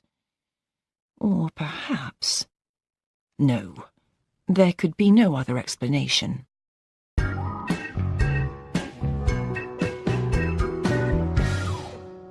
Chapter 6. An Appointment by the Lake. After dinner that evening, Laura and I went for a walk down to the lake. The atmosphere was gloomy and depressing, but at least we were alone. "I want to have no secrets from you, Marion," Laura said, "but I'm sure you have already guessed what my married life is like. Sir Percival said such cruel things to me in Italy that I turned for comfort to my memories of those happy days with Walter Hartwright. And I have to tell you, Marion, Sir Percival now knows that Walter is the man I loved." I stared at her, and what little hope I had left began to die. "It was at a party in Rome. Some people from London said I should have drawing lessons and recommended a Mr. Hartwright. I could not control myself when I heard his name, and my husband noticed. 'So it was him, was it?' he said, with a horrible smile. 'Well, we will see about Mr. Hartwright. You will be sorry, and so will he, to the end of your lives. And Marion, he uses this knowledge like a whip to punish me, day in, day out.' 'Oh, Laura,' I said, putting my arms around her. This was my fault. Yes, my fault. I remembered the white despair of Walter's face as I told him to leave, as I tore these two young hearts apart. And I had done this for Sir Percival Glyde. For Sir Percival Glyde. It was growing dark when we set out for home, and as we left, Laura seized my arm. "Marion, look!" By the lake was a dark figure, half hidden by the evening mist rising off the water. We began to walk quickly. "I'm sure it's following us," whispered Laura. "Is it a man or a woman?" She was shaking with fear. "It's hard to tell in this light," I said, then called out, "Who's there?" There was no answer. We hurried back through the wood, and when we reached home, I sent Laura upstairs and went to find out where everyone was. The Count and his wife, the servants, the housekeeper, all were inside. The figure by the lake was no one from the house. So who could it have been? The next day, Laura discovered she had lost her bracelet and thought she must have dropped it near the lake. She went off to look for it, while I waited for the messenger from Mr. Kirrell. 1 o'clock came. By now, I was so suspicious of everyone in the house that I decided to slip out and meet the messenger myself. Taking great care not to be seen, I went down to the main gate and a little way along the road. Soon, a cab appeared. I stopped it and said, "Are you going to Blackwater Park?" A man put his head out and said, "Yes, with a letter for Miss Halcombe." "You may give the letter to me," I said. "I am Miss Halcombe." I read the letter quickly. "Dear Miss Halcombe, your letter has caused me great anxiety. It seems very likely that Lady Glyde's signature is needed so that a loan of all or part of her £20,000 can be made to Sir Percival. This is almost certainly illegal, and Lady Glyde should not sign any document until I have examined it first. Sincerely, William Kirrell. I read this very thankfully, and told the messenger to say that I understood the letter. As I spoke these words, Count Fosco came round the corner and suddenly appeared in front of me. Completely taken by surprise, I stared at him speechlessly. The messenger drove away in his cab, and the Count took my arm to walk home with me. He talked pleasantly of this and that, and asked no questions about letters or messengers, so I assumed he had found out everything. He must have read my letter, returned it to the postbag, and now knew that I had received an answer. There was no point in trying to deceive him, so I said nothing, and just tried to seem quite cool and calm. Back at the house, we found that Sir Percival had returned, in an even worse mood than before, it seemed. When I told him Laura was out looking for her bracelet, he growled, "Bracelet or no bracelet, I shall expect to see her in the library in half an hour." I turned to go into the house, but behind me heard the Count saying to Sir Percival, "May I have 5 minutes' talk with you, here on the grass?" They walked off together, and I went inside to the sitting room to think over all that had happened. Before long, however, the door opened softly, and the Count looked in. "Good news, Miss Halcombe," he said. "The business of the signature is put off for the moment. I'm sure you are relieved." He went out before I had recovered from my amazement. There could be no doubt that this change was due to his influence. His discovery of my writing to London and receiving an answer had caused him to interfere. Now there was even more to think about, but, exhausted by worry and the heat of the day, my eyes closed and I fell into a little sleep. I woke to find Laura's hand on my shoulder. "Marian, the figure at the lake. I've just spoken to her. It's Anne Catherick. Look, she found my bracelet." Still half asleep, I stared at her stupidly. Anne Catherick? "Yes. I was searching in the boathouse," Laura went on, "when a woman in a white dress came in and said quietly, 'Miss Fairley, I have your bracelet. Your mother would not want you to lose it.' I jumped up, but her voice was so kind that I wasn't afraid. I asked her how she knew my mother. She said her name was Anne Catherick, and asked me if I remembered, as a little girl, walking with her and my mother to the school in Limeridge one day. I did remember. Suddenly, I saw that we were like each other, but her face was pale and thin and tired. It was how my face might look after a long illness. 'Why do you call me Miss Fairley?' I asked, and she answered, 'Because I love the name of Fairley and hate the name of Glyde.'" "Did she say anything about your husband?" I asked. "She said that after she wrote the letter, she did not have the courage to stay in Limeridge to try to prevent my marriage to him. She was afraid he would find her and shut her up in the asylum again.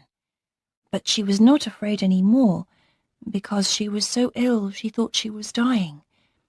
Then, Marian, she said that she and her mother knew a secret that my husband was afraid of." "Yes, go on," I said eagerly. "What secret?" "She was just going to tell me when she thought she heard a noise outside. 'We are not alone,' she said. 'Someone is watching. Come here tomorrow at this time, and I will tell you.'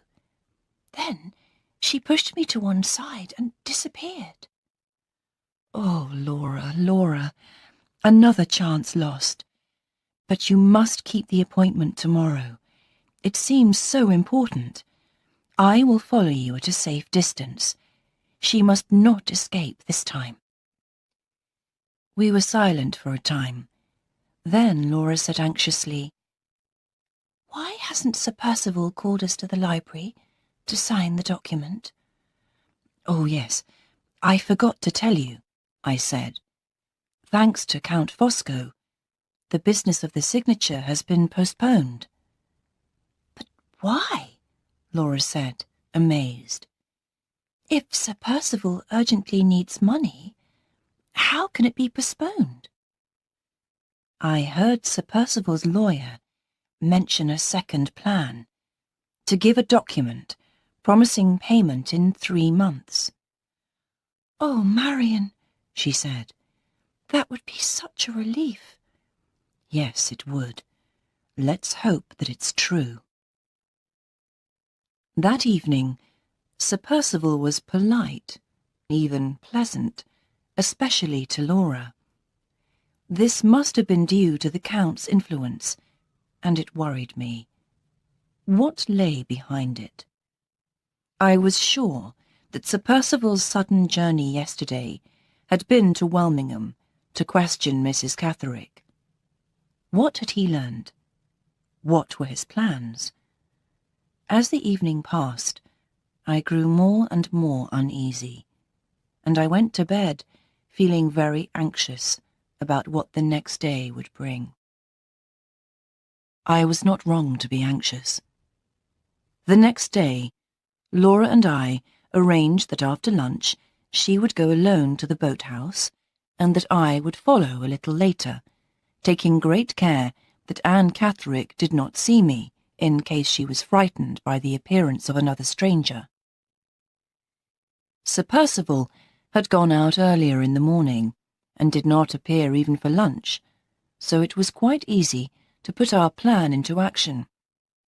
However, when I came quietly up to the back of the boathouse, I heard no voices, no sounds of movement, nothing. Soon I was searching inside the boathouse and softly calling Laura's name, but no one answered, and no one appeared. Outside, I searched the ground for signs, and found the footprints of 2 people in the sand, big footprints like a man's, and small footprints, which I was sure were Laura's. There was also a little hole in the sand by the wall of the boathouse. Desperate with worry, I hurried back to the house. The first person I met was Mrs. Mitchelson, the housekeeper.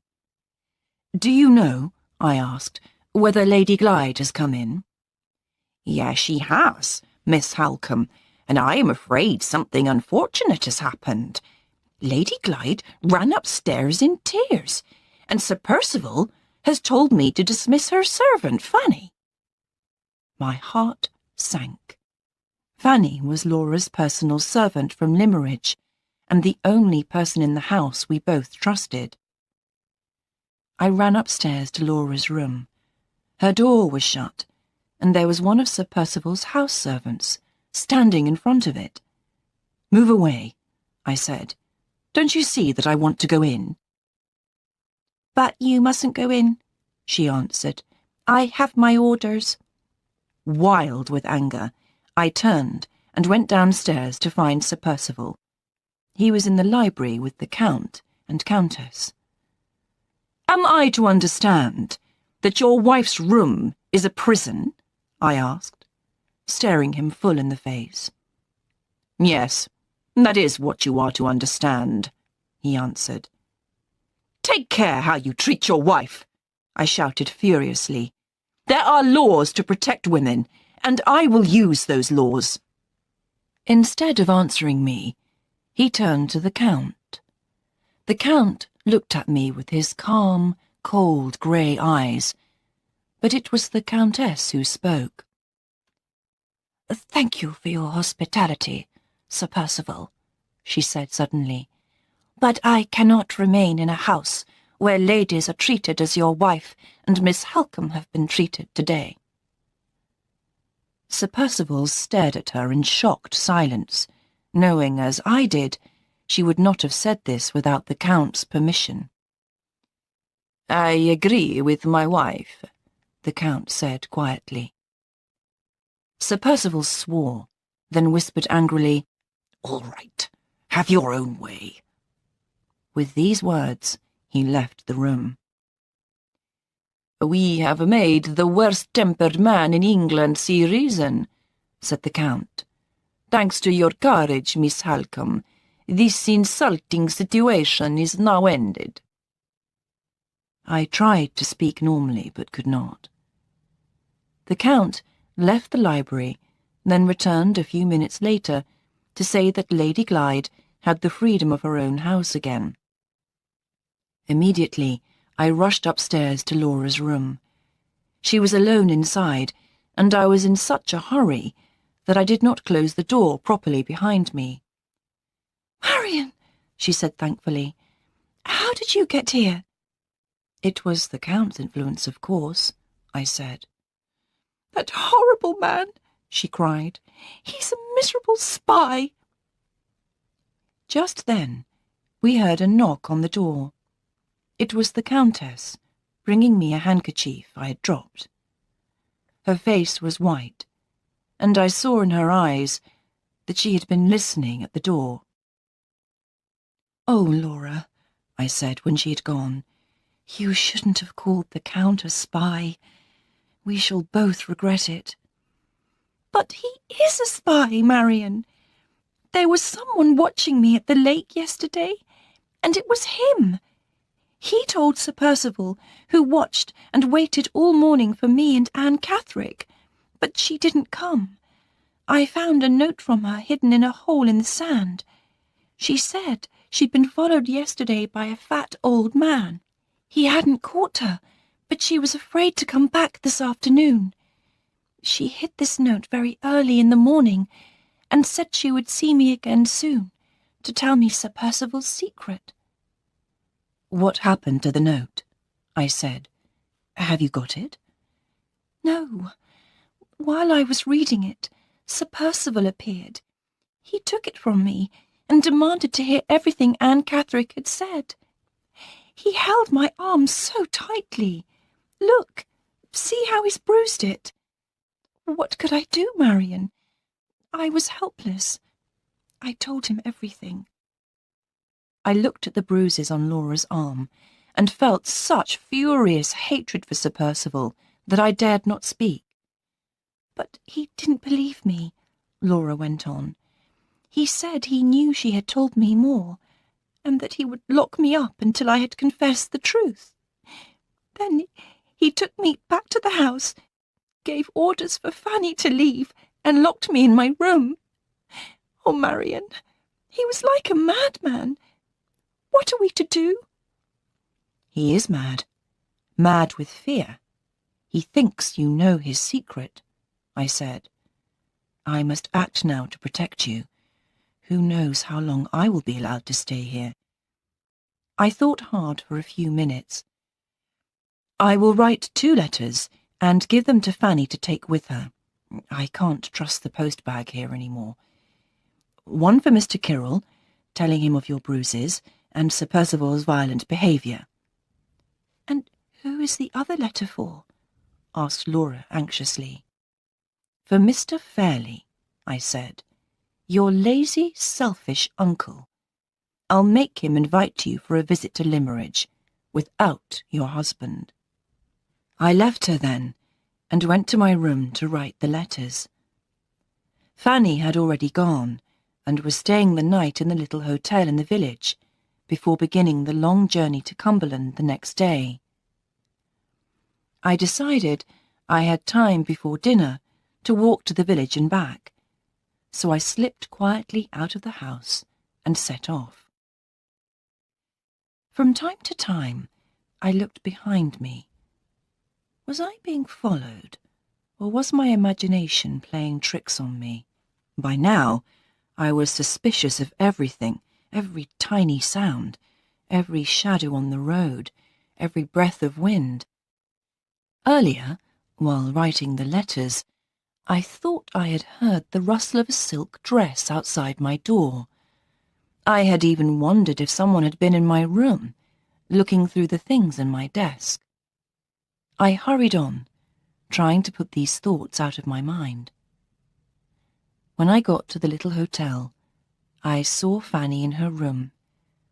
She was very upset at leaving Laura, and started crying, but stopped when I told her that Lady Glyde and I needed her help.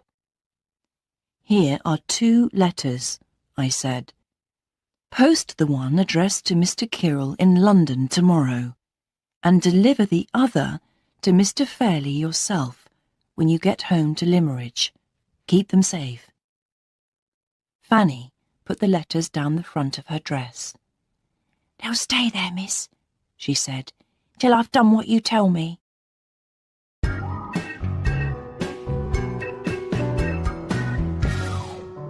Chapter 7. A Conversation in the Night. I arrived back at the house with only 20 minutes to get ready for dinner, and to slip into Laura's room to say that the letters were safely in Fanny's hands. Laura looked pale. "I'm not coming down to dinner," she said. "Sir Percival came to my door, shouting at me to tell him where Anne Catherick is." "At least that means he hasn't found her yet," I said. At dinner, the Count looked hot and red in the face, and his clothes were a little untidy. Had he been out too, I wondered?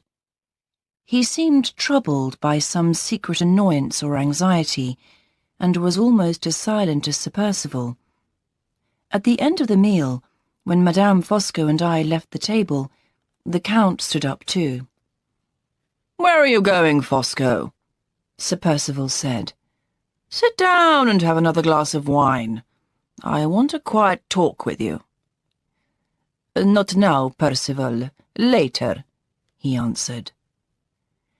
Earlier in the day, I had heard Sir Percival make the same request, and this was the second time the Count had postponed the talk. Why, I wondered, and what was it that Sir Percival wanted to discuss so urgently? We went into the living room, and Madame Fosco, usually so slow and deliberate in her movements, drank her tea at great speed and then slipped quietly out of the room. I began to leave too, but the Count stopped me, first by a request for more tea, then by asking my opinion on some music, and then by playing several noisy Italian songs on the piano. Eventually I escaped from him and went up to Laura's room. Had she seen or heard anything of Madame Fosco, I asked. No, she had not. We talked together till 10 o'clock, and then I went downstairs again to say good night. Sir Percival, the Count, and his wife were sitting together in the living room. I noticed that Madame Fosco's face was now hot and red. Where had she been, and what had she been doing? As I looked at her, she gave a little smile, as though at some private joke. I said good night to everybody, and as I left the room, I heard Sir Percival say impatiently to the Count, "Come outside and have a smoke, Fosco." "With pleasure, Percival, when all the ladies have gone to bed," replied the Count. Up in my room, I could not stop myself thinking about this private discussion between Sir Percival and the Count, postponed all day, and now, it seemed, about to take place in the silence and loneliness of the night. After a while, I went from my bedroom into my sitting room and closed the door between the rooms. It was dark, as no candles were lit, and I looked out of the open window for some time, down into the blackness of the garden. There was a smell like rain in the still, heavy air. Suddenly, I saw 2 red points of light advancing in the dark and stopping below my bedroom window, inside which a candle was burning. One red point was small, the other was big. the Count smoking a cigarette, and Sir Percival smoking a cigar, I think. They could not see me in the darkness of my sitting room, so I waited to hear what they said. "Why don't you come in and sit down?" Sir Percival said. "Wait till we see that light go out," replied the Count. "When I know she's in bed, and I have checked the rooms on each side of the library, then we will talk." Such secrecy! I decided I must listen to this conversation, in spite of the Count's efforts to keep it private. The idea terrified me, but Laura's happiness, perhaps even her life, might depend on what I heard. How could I do it? I realized I could get out onto the flat veranda roof, which ran past the bedrooms, about 3 feet below the windows. It was narrow, but there was room to move along it till I was above the library window. The Count and Sir Percival usually sat near the open windows smoking, and if they did, I would be able to hear them from above. I went back to my bedroom, put on a long, dark cloak with a hood, and put out the candle. Then, after a while, I returned to my sitting room and climbed out of the window onto the veranda roof. My heart began to beat very fast. I had to pass 5 windows. 4 were dark, but the 5th window was the Countess's room, and it looked out over the exact place above the library where I planned to sit, and there was still a light in it. I crept along the roof, then went down on my hands and knees to pass her window. As I passed, I looked up and saw her shadow against the thin curtains at the window. I stopped breathing. Has she heard me? Will she look out? No. The shadow moves away. She's gone. Now I move to my position at the edge of the roof and begin to listen. Are they there, or have they gone elsewhere for their talk? Ah, I can hear the Count's voice. "Miss Halcombe's light is out. The rooms next door are empty. The only window with a light in is my wife's. So now we may talk. We are at a serious crisis in our affairs, Percival, and we must decide about the future tonight." "It's a worse crisis than you think," growls Sir Percival. "Listen, Percival. This is our situation. We both came to this house in need of money, and the only way of getting it was with the help of your wife. Now, what did I tell you? I told you never to lose your temper with her, and especially never with her sister, Miss Halcombe. And have you remembered this? Not once. Your mad temper lost your wife's signature, lost the ready money, made Miss Halcombe write to the lawyer for the first time." "First time? Has she written again?" "Yes, she has written again today." What? How does he know that? Did he follow me to the hotel? But even if he did, he couldn't have seen the letters. They went straight from my hand to Fanny's dress. So how does he know? "You're lucky," the Count continues, "that you have me in the house to undo the harm that you do. Lucky that I said no when you were mad enough to make your wife a prisoner and keep her from Miss Halcombe. Can't you see that Miss Halcombe has the courage and understanding of a man? How I admire that woman. But she stands like a rock between us and that pretty little wife of yours. Now the money. We have obtained a loan, a horribly expensive loan, by signing a document promising to repay it in 3 months. When the time comes, is there really no way to repay the money, except by the help of your wife? None. What money do you actually get from your wife at present? Only the income from her £20,000. Do you expect any more from your wife? Absolutely nothing, except in the case of her death. Aha, in the case of her death. A pause. It has begun to rain, and already I feel wet and cold. Sir Percival again.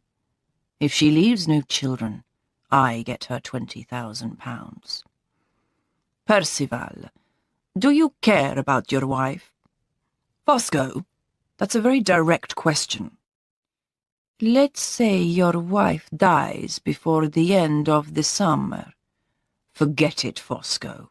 You would gain £20,000. Speak for yourself as well as for me, Fosco. You would also gain. My wife's death would be £10,000 in your wife's pocket. Percival, here is the position. If your wife lives, you pay that debt with her signature on the document. If your wife dies, you pay the debt with her death. The light in Madame Fosco's room goes out, and the veranda roof is now sunk in darkness. The rain continues. I listen with every nerve in my body, memorizing word after word. Percival, you must now leave this matter in my hands. I have more than 2 months to find the solution, so let's not talk about it any more. Let me help you with your other difficulty, the difficulty that seems to have the name of Anne Catherick. Look, Fosco, we may be friends, but we still have our secrets. This does not concern you. Please don't ask me about it. My friend, I can respect a secret, so I won't ask you to tell me, but can I help you all the same? If I don't find Anne Catherick, I'm a lost man. Both she and her mother know this secret. It could ruin me, Fosco. Anne Catherick has spoken to my wife, and I'm sure she's told her. But as your wife, surely it's in her interest to keep it a secret. If she loved me, that would be true. But she's in love with someone she met before we married, a drawing teacher called Walter Hartright. And who helped Anne Catherick escape from the asylum? Hartright. Who saw her again in Cumberland? Hartright. He knows the secret, and my wife knows the secret. If they get together, they will use it against me. Yes, I see. Where is Mr. Hartright? Out of the country. He sailed for America. Don't worry, then. I will deal with him if he ever comes back. Depend on it. But first, we must find Anne Catherick. What about her mother? Can she be trusted? It's in her interest not to tell anyone the secret. Good. Now, how will I recognize Anne Catherick? Easily. She's the pale, sickly likeness of my wife. A noise as a chair is pushed back. The Count has jumped to his feet and is walking about. He seems amazed. What? Are she and your wife related to each other? Not at all. And yet so alike? Well, I will know her when I see her. What the devil are you laughing about, Fosco? Just a thought, my good friend. Just a thought. But enough for tonight. You will pay the debt and find Anne Catherick. I promise you. You can put your mind at rest, Percival. Not another word is spoken. I hear the library door close. I am wet to the skin, stiff and aching with the cold. At first I can't move, but slowly, painfully, I creep back to my window and climb in. As I fall on the floor, I hear the clock strike 1:15. Time passes. Somehow I manage to get up and put on dry clothes. I am burning hot and shivering with cold. I know I must write down what I have heard, so I find paper and pen and write without stopping. The fever rises in me, burning, burning. I open the window for cool air. 8 o'clock. Bright sunshine which hammers at my eyes. My head aches, my bones ache, my skin burns, yet I cannot stop shivering. I lie down to sleep, my writing finished, and in my fever I see Count Fosco come into my room and read the pages I have written. He smiles. I am helpless, unable to move, speak, breathe, and I sink into the long, black night of illness.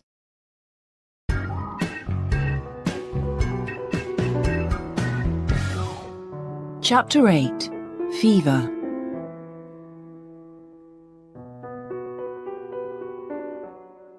While I lay unconscious in my illness, I knew nothing, of course, of the events happening around me. It was only much later that I learnt from other people what had happened.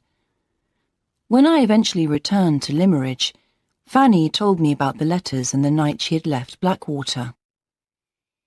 "You left me at about 7, miss, and at 9 o'clock I had another visitor. The Countess. Yes, I was so surprised, but she was very kind. She saw that I was upset at leaving and insisted on having some tea with me. So I drank my tea, and 5 minutes later I fainted, for the first time in my life. When I woke up, it was about half an hour later. A lady from the hotel was looking after me, as the Countess had to go home. I checked the letters in my dress, miss, and they were both there, quite safe. And just as you told me in London, I posted the letter to Mr. Kirrell, and as soon as I got to Limmeridge, I delivered the other letter personally to Mr. Fairley. I told him all about being dismissed by Sir Percival and everything, and what had happened at the hotel, but, well, he didn't seem very interested, miss." That last piece of information did not surprise me in the least. Had Laura's uncle ever been interested in anybody except himself? When I went to talk to him, he was full of excuses. "My nerves, dear Marion. Remember my nerves. Yes, of course, I will tell you about the letters, but please don't get excited and go around banging doors. Try to stay calm." "I suppose my letter about Laura upset you," I said. "Of course it did, dear Marion. What was I to do? You told me Laura needed to escape from her husband and to come to Limmeridge. But suppose Sir Percival had come after her? Think of the noise, the arguments, the banging of doors. That's why I wrote to you, to beg you to come here first by yourself, to talk the matter over with me." I never saw that letter, of course, as it arrived at Blackwater when I was unconscious with fever. "And Mr. Kirrell wrote to you as well, didn't he?" I said. "Yes. He wrote to say he had received an envelope addressed to him in your handwriting, but which contained only a plain piece of paper without a word on it. He had written to you about it and had received no reply. Why he expected me to explain this mystery, I had no idea, and that's what I told him." So helpful, I thought bitterly. But there was no point in saying anything. "And were you surprised not to hear from me again?" "Indeed I was, until my sister's foreign husband, that extraordinary Count Fosco, came to see me. Such a huge man," said Mr. Fairley, his eyes closing at the memory, "but surprisingly quiet on his feet. Anyway, he explained how ill you were, dear Marion, which is why you hadn't replied to my letter. I was extremely shocked and sorry to hear about your illness, but the Count did talk so much. I thought he would never leave." "And he persuaded you to write to Laura," I said, trying to keep my voice calm and quiet. "Yes, he urged me, in fact practically ordered me, to invite Laura here at once. She was too nervous and upset to be of any use to you in the sick room, he said, and the situation with Sir Percival was growing more dangerous every day. There was no trouble with the journey because he and his wife had just rented a house in London, so Laura could travel up to London, stay the night with them, and travel on to Cumberland the next day. So you wrote the letter and gave it to him, I said. Where was the harm in it? In any case, I never for a moment thought that Laura would leave you alone when you were so ill. And how was I to know what shocking event was about to take place? No one could possibly say that I was to blame. I know now exactly who was to blame, but it took quite a time to put all the different pieces of information together. When I first began to be aware of my surroundings again during my recovery, I knew nothing, of course, about the letters. I knew only that I was not in my usual bedroom, and there was a foreign lady looking after me. I had no idea who she was, and she would not answer any of my questions. So I was very relieved a few days later when the familiar face of Mrs. Mitchelson appeared. "Oh, Mrs. Mitchelson," I said, "I'm so glad to see you. Please tell me what's been happening." "You've had typhus fever, Miss Halcombe. You've been very ill, but you're getting stronger now, I'm happy to say." "Typhus? No wonder I feel so weak. And my sister, Lady Glyde, I do hope she didn't catch the infection." No, she didn't." Mrs. Mitchelson would not look me in the face, and I began to feel worried. Was she afraid to tell me something? "Is my sister ill? Please, Mrs. Mitchelson, I must know." "No, she's not ill, but she's not here. She went away yesterday to London and is going on to Limmeridge today." I stared at her. Laura gone? I could not believe it. What did it mean? Had something terrible happened? I remembered the conversation I heard during the night on the veranda roof, and my heart filled with fear. "And Sir Percival?" I could not finish my question. "Sir Percival left the house last night to go abroad," she said. "The Count and Countess have gone to London, and the servants have all been dismissed, except for a cook and the gardener. You and I are the only people living in the house, Miss Halcombe." The shock of this news was so great that I felt faint. Mrs. Mitchelson hurried to fetch me a glass of water. "Oh, Miss Halcombe, I'm sorry," she said. "Try not to worry. You must rest now and try to sleep a little." Later, when I felt stronger, we talked again. "Tell me everything you can remember from the day I fell ill," I begged Mrs. Mitchelson. "I must know what happened." "Well, Miss Halcombe, on that first morning, a servant found you, lying on your bed in a fever, holding a pen tightly in your hand. The doctor was called at once, a Mr. Dawson, who said you were very ill. The Countess and I acted as your nurses. Lady Glyde wanted to help, but she was so upset at seeing you unconscious that she couldn't stop crying. Sir Percival and the Count were concerned about you too, though they seemed worried about something else as well. In fact, the Count spent 3 days down by the lake at that old boathouse, and I remember he came in once when I was going through the hall. Sir Percival came rushing out of the library saying, 'Have you found her?' I didn't hear the answer, and I have no idea who they were talking about." I had a very good idea who they were talking about, but it was obvious that Mrs. Mitchelson didn't, so I said nothing. "Your fever got worse," Mrs. Mitchelson went on. "The Count said we needed a nurse to help us, so Madame Fosco took the train to London and came back with Mrs. Rubel." "Is that the foreign lady who was looking after me before you appeared, Mrs. Mitchelson?" I asked. "Yes, that's right. She didn't say very much, but she was a capable nurse. I had no complaints about her work. Mr. Dawson, the doctor, was suspicious of her because she was recommended by the Count, and he didn't like the Count at all." "Why was that?" I asked. "The Count had a lot of medical knowledge, you see, and he was always suggesting to Mr. Dawson ways of reducing your fever. Mr. Dawson called it interference and got quite angry about it. But in fact, miss, the Count recognised you had typhus fever before Mr. Dawson did. He, the Count that is, went away to London for a week, and when he came back, he took one look at you and said typhus. Mr. Dawson sent to London for another doctor, who came and said the same thing. Then we had a very worrying 10 days when your life was in danger. But at last, the doctor said you were through the worst, and with good nursing care, you would recover. Lady Glyde was so overcome by this happy news that she became ill herself, and had to be put to bed.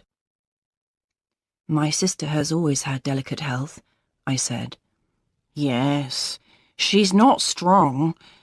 Anyway, Miss Halcombe, it was at this point that disturbing things started to happen.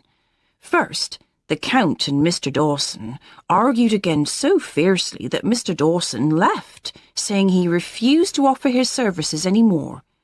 Next, Sir Percival told me that he was going to close the house. As soon as you and Lady Glyde were able to travel, he said, you would be going away for a change of air. He told me to dismiss all the servants, except a girl to do the cooking, and a gardener. Imagine! Just like that. I tell you, Miss Halcombe, if I hadn't felt so sorry for you and Lady Glyde, I would have resigned at once. The last thing was very strange indeed, said Mrs. Mitchelson, shaking her head. Sir Percival said that you and Lady Glyde would benefit from a stay at the seaside town of Torquay. He told me to go there to look for a suitable house to rent, and told me how much money I could pay. Well, I knew it wasn't enough, and I wish now that I hadn't gone. But he was my employer, so I thought I had to obey his orders. I returned yesterday, after 2 days away, and told Sir Percival that it was impossible to find a house at such a low rent. Sir Percival showed no interest in my news at all. He just said that the Count and Countess had left Blackwater Park for their new house in London. Mrs. Mitchelson looked at me anxiously. I think you'll find the next part of the story very upsetting, she said. Poor Lady Glyde was cruelly deceived by her husband. You don't surprise me, I murmured. Please go on. After seeing Sir Percival, I went upstairs to see you and Lady Glyde. Your sister, though still very weak, was feeling better and wanted to get up and go and visit you in your room. I helped her to dress, and as we went down the passage, we met Sir Percival.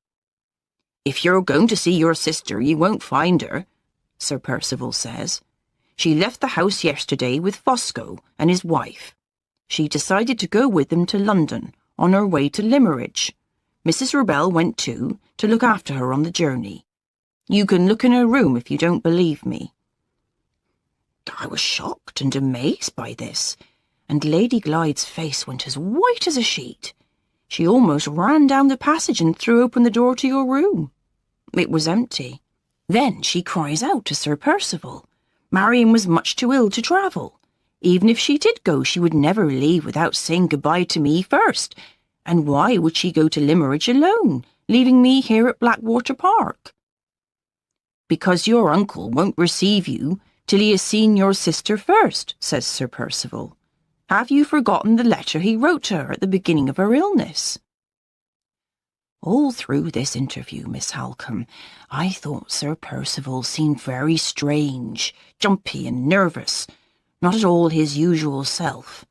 And now he just turned and walked away. Lady Glyde was shaking with fear and looked at me with terror in her eyes. Something's happened to my sister. I must follow her. I must see that she's alive and well with my own eyes. Please, Mrs. Mitchelson, come down with me to Sir Percival. Stay with me, please. She held my arm so tightly that I had to go with her. Sir Percival was in the dining room, drinking. He drank at least 4 glasses of wine while we were in there, Miss Halcombe. Lady Glyde was very brave, I thought. She said, "If my sister is well enough to travel, then so am I. Please allow me to follow her at once by the afternoon train." Sir Percival was so rude and rough with her. "You can go tomorrow," he said. "I'll write to Fosco. He can meet you at the station, and you'll stay at his house overnight." Lady Glyde's hand began to tremble violently on my arm. "I would rather not stay at the Count's house," she said. Sir Percival then got very angry. "Why not?" he shouted. "What's wrong with sleeping at your aunt's house? Your sister slept there last night to break her journey, and so will you. That's what your uncle, Mr. Fairley, wants you to do as well.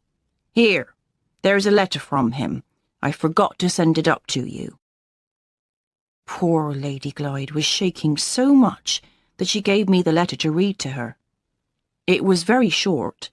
I remember it word for word. "Dear Laura, please come whenever you like. Break the journey by sleeping at your aunt's house. Sorry to hear of Marian's illness. Your fond uncle, Frederick Fairley." Lady Glyde didn't try to argue any more, and we went back upstairs. It seemed quite a sensible plan to me, Miss Halcombe, and I couldn't understand why Lady Glyde was so terrified of Count Fosco. She walked up and down her room, whispering, "Poor Marian, in that horrible man's power. I must find her, even if I have to follow her to Count Fosco's house."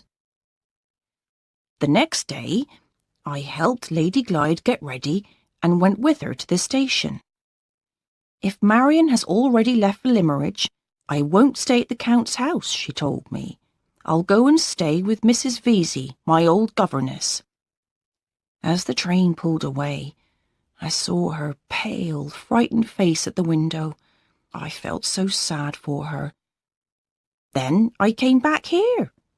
Imagine my surprise, Miss Halcombe, when I saw Mrs. Rubell walking in the garden. "What are you doing here?" I said. "You went to London with the Foscos and Miss Halcombe." And then it all came out. You were still in the house. While I was out of the way in Torquay, they moved you to a room in an unused part of the house and kept you hidden. You must have been in a very deep sleep when they moved you.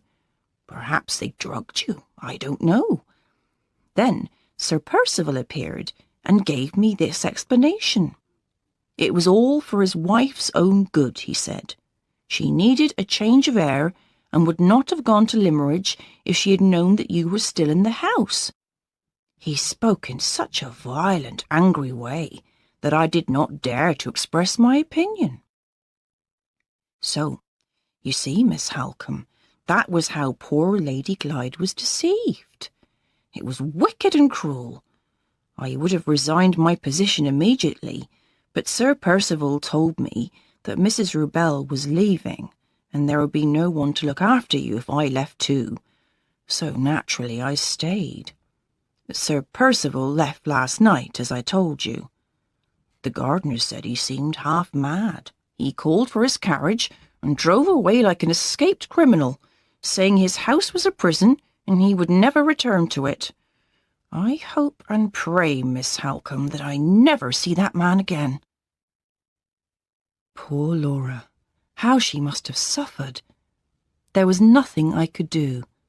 I could not go after her, as I was too weak even to stand. I hoped desperately that she had found out about the deception and would write soon to tell me that she was safe. A letter came a few days later, but it was not for me, and not from Laura. It was for Mrs. Mitchelson, from Madame Fosco. Mrs. Mitchelson came into my room with the letter in her hand. Mr. Dawson, who had agreed to be my doctor again now that the Count had gone, was behind her. I took one look at both their faces and sat up in bed, terrified. What is it?" I gasped. You have some dreadful news for me. I can see it in your faces." Mrs. Mitchelson sat down on the edge of the bed and took my hand. Your poor, dear sister, Lady Glyde, she began. The room began to darken around me, as though night was falling, and the words seemed to come from a great distance. Was taken seriously ill when she arrived at her aunt's house in London, and died the next day very suddenly. She is to be buried at Limmeridge, in her mother's grave. Kind Mrs. Mitchelson nursed me through my second illness, with Mr. Dawson's help. I was not able to travel for more than 3 weeks, but eventually I found the strength to leave that hated house and return to Limmeridge. Mrs. Mitchelson and I travelled together to London, where I went to see Mr. Kyrrell. To him I revealed the terrible suspicions in my mind about the circumstances of my sister's death. He was most concerned, and promised to make inquiries for me. I went on to Limmeridge House, and a few days later Mr. Kyrrell wrote to me there. He had taken statements from several witnesses, he said, and was convinced that nothing suspicious had happened. He sent copies of the statements for my information. This was the one by the Count's cook, Mrs. Hester Pinhorn. I was recently employed as a cook by the Count and Countess Fosco at 5 Forest Road, St. John's Wood. One day, near the end of July, the Countess's niece, Lady Glyde, arrived at the house. She immediately fell ill. I saw her lying on the sofa, her face all white. I ran out for a doctor and came back with Mr. Goodrick. He examined her and said she had a very serious heart disease. During the night she got worse. Then, at about 5 o'clock the next day, she lost consciousness. The doctor went in and, after putting his hand on her heart, announced that she was dead. He said that, as the Count was a foreigner, he himself would go to record the death at the district office. The Count and Countess were very badly affected by the lady's death. The lady's husband was abroad, so they arranged the funeral themselves, which took place in Cumberland. I was still very weak from my long illness, and despair nearly overtook me at this point. I had no friend to turn to, and no idea what to do next. I went every day to the churchyard to put flowers on the grave, and to read again those sad, sad words. In loving memory of Laura, Lady Glyde, wife of Sir Percival Glyde, of Blackwater Park, Hampshire, born the 27th of March, 1829, died the 25th of July, 1850.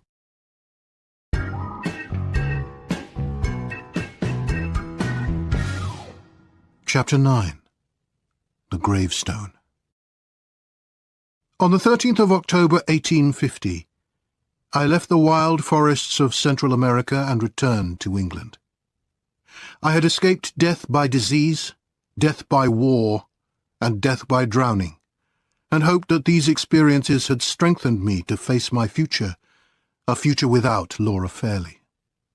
I still remembered her as Laura Fairley, and could not think of her by her husband's name. The first thing I did was to visit my mother and sister in their Hampstead cottage. The joy of our meeting, however, soon turned to sadness. I have no secrets from my mother, and when I saw the loving pity in her eyes, I feared the worst. The news was soon told. I tried hard not to let my sorrow spoil the happiness of my return for my mother and sister, but by the 3rd day I knew I had to go away alone for a while. "Let me go up to Limmeridge," I begged my mother. "I can bear it better when I have seen her grave." It was a warm autumn afternoon when I arrived at the station and walked down the familiar road, seeing in the distance the high white walls of Limmeridge House. In the churchyard, I found the grave and knelt down beside the gravestone, closing my eyes. Oh, my love. My love. My dear, dear love. Hours passed, and the evening sunlight threw long shadows among the sleeping places of the dead. I had lost all sense of time, kneeling there. Then, in the silence, I heard the soft sound of footsteps on the grass. I looked up. Beyond me, standing together by the churchyard wall, were two women, their veils down, hiding their faces. They were looking towards the grave, looking towards me. Two. They came closer and stopped. One of them lifted her veil, and in the still evening light I saw the face of Marian Halcombe. A changed face, thin and pale, full of pain and fear. The woman with the veiled face came towards me slowly. Marian Halcombe sank to her knees, murmuring, "Oh, God, help him. Please, please help him, God." The veiled woman came on, slowly and silently. I looked at her and at no one else from that moment. She had possession of me, body and soul. She stopped by the side of the gravestone, and we stood face to face with the grave between us. "Oh, God, help him, help him." The woman lifted her veil. "In loving memory of Laura, Lady Glyde." Laura, Lady Glyde, was standing by the gravestone, looking at me over her grave. A life suddenly changed. A new future before me, like the sunlit view from a mountain top. I leave my story in the quiet shadow of Limmeridge Church and begin again 1 week later in the noise and rush of a London street. I have rented rooms under a different name. Marian and Laura, using the same name, are said to be my sisters. I earn our bread by doing drawings for cheap magazines. We employ no servant. My elder sister, Marian, does the housework with her own hands. Marian and I are known to be the friends of Mad Anne Catherick, address unknown, who falsely claims the identity of Lady Glyde. To the rest of the world, Laura Lady Glyde is dead. Dead to her uncle, who has refused to recognize her. Dead to the lawyers, who have passed her fortune to her husband and aunt. But to Marian and me, she is alive. Penniless and sadly changed, her beauty faded, her mind confused, but alive, with her poor drawing teacher to fight her battles and to win her way back to the world of living beings. She is mine at last, mine to support, to protect, to defend, and mine to love.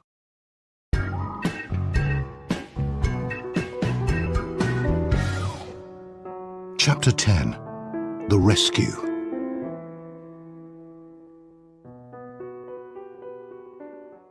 At the first opportunity we had, Marian told me everything that had happened to her and Laura. The hardest part for her was after she had returned to Limmeridge House. "I was in despair, Walter," she said. "Mr. Kirrell's investigation was finished and had shown nothing, he said. Mr. Fairley was no help at all. I heard that he didn't even leave his room to go to the funeral. But he did show me a letter he'd received from Count Fosco, which contained news of Anne Catherick. The Count said that Anne Catherick had been found and put back in the asylum from which she had escaped, but because she hated Sir Percival and wanted to make trouble for him, she was now claiming that she was not Anne Catherick at all, but Lady Glyde. The Count warned Mr. Fairley that if she escaped again, she might try to annoy members of Lady Glyde's family. I wasn't well enough to do anything for about a month after returning to Limmeridge, but when I felt stronger, I decided to make some investigations myself. First, I planned to visit the asylum in London and talk to poor Anne Catherick to find out why she was claiming to be Laura. I knew the address because you had given it to me all those months ago. Well, Walter, you can guess what's coming, I'm sure. The director of the asylum, who seemed an honest person, told me that Anne Catherick had been brought back on the 27th of July. He was puzzled by some odd personal changes in her, but assumed they were caused by her mental illness. He then called a nurse to take me to Anne Catherick, who was walking in the gardens. Imagine the shock, Walter, seeing my dead sister walking towards me in that garden. We just ran into each other's arms, unable to say a word. How the nurse stared at us.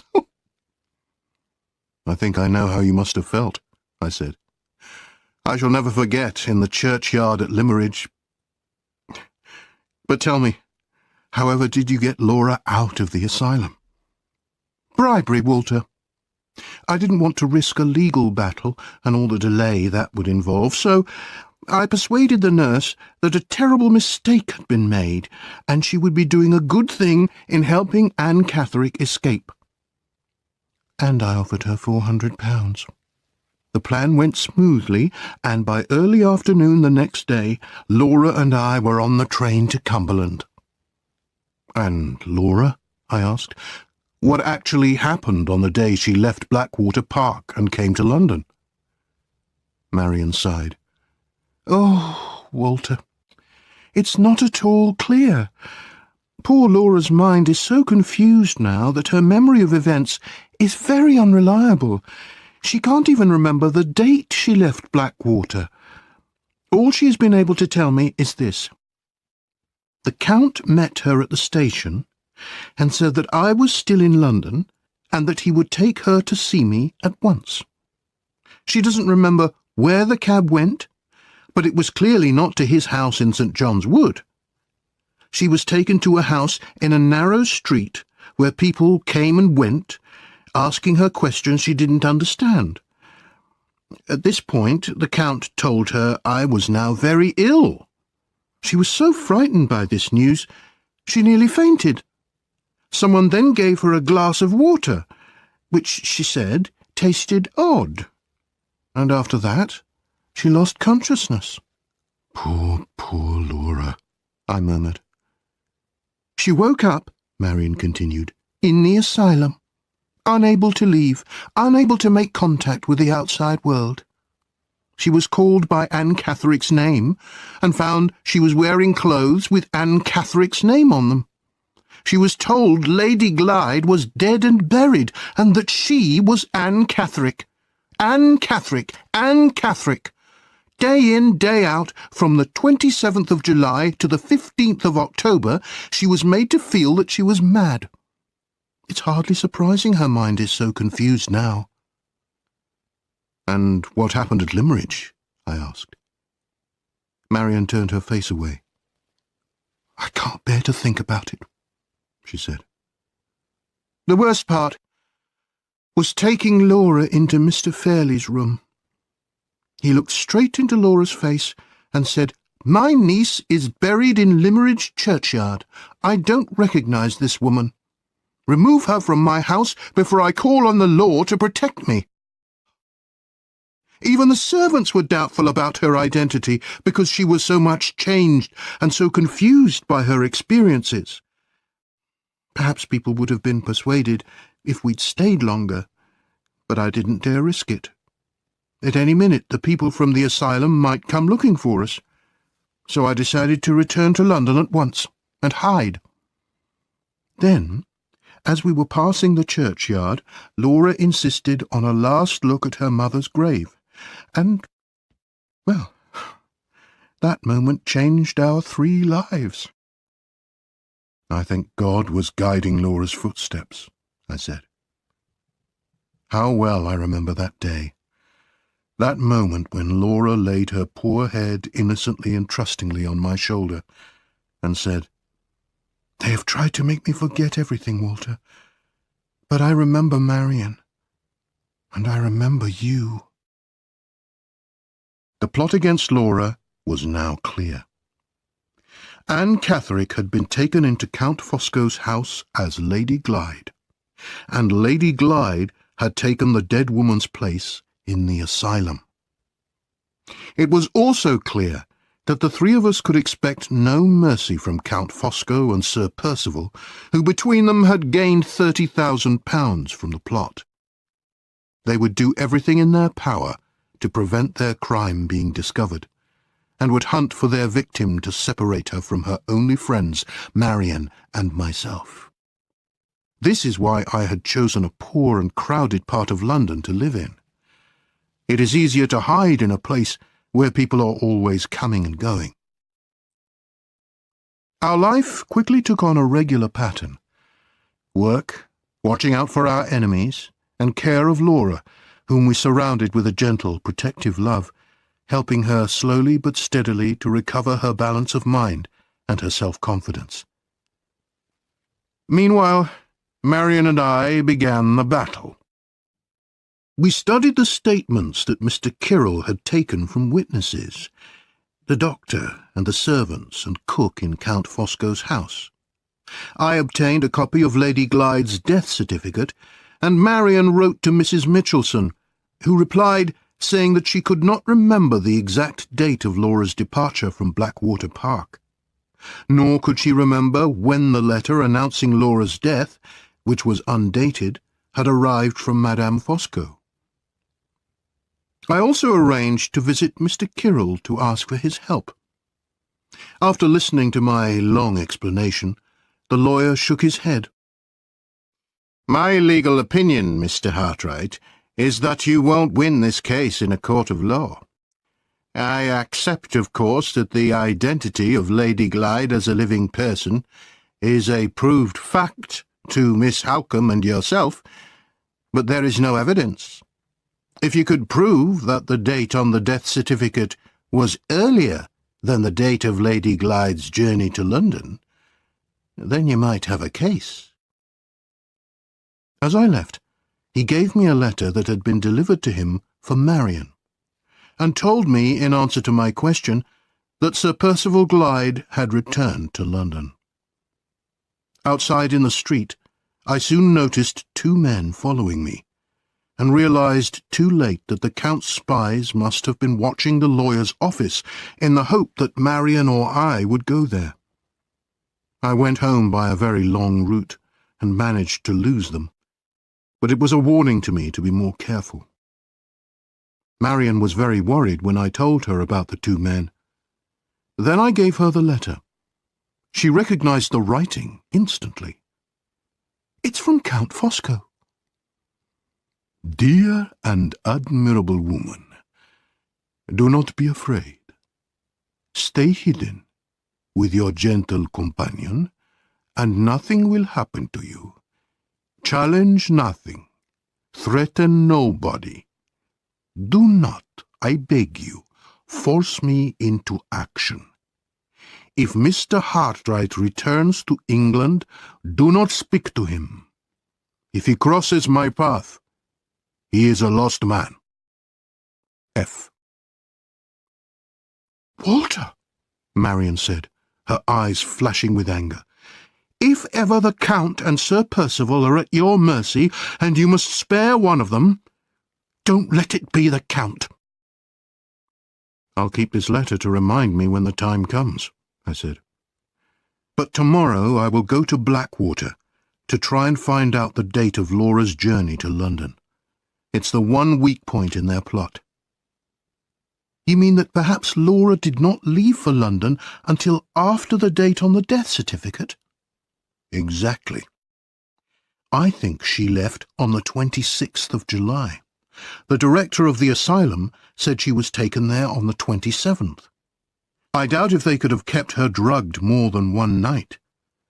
We know from Mrs. Mitchelson that Sir Percival left on the same day as Laura. I'll ask everyone in the village if they remember when he left." "And if that fails?" "If that fails, Marian, I'll force a confession from Sir Percival, We have one weapon against him, his secret. Anne Catherick said that if his secret was known, it would ruin him.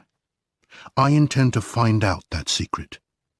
The woman in white, though dead in her grave, is still with us and is showing us the way.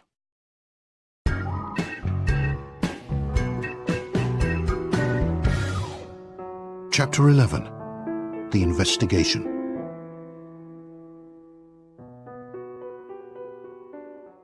The story of my first inquiries in Hampshire is soon told. Not a single person in the village of Blackwater could remember exactly when Sir Percival Glyde had left. Even the gardener at the house could only say it was some time in the last 10 days of July. So, on to the next plan, I said to Marion back in London, which is to pursue the secret. I need to talk to Anne Catherick's mother. But first, I must find out something about her from Mrs. Clements, Anne's friend. But how do I find Mrs. Clements? Marion had the answer to that. You remember the farm she and Anne stayed at near Limmeridge? We'll write to them. They might know Mrs. Clements' address. We were lucky. The farmer's wife did know the address, and wrote back by return to tell us. It was in London, not far from our rooms, and the next morning I was knocking at the door. Mrs. Clements was anxious to know if I had brought her any news of Anne, and very sad to learn that I had not.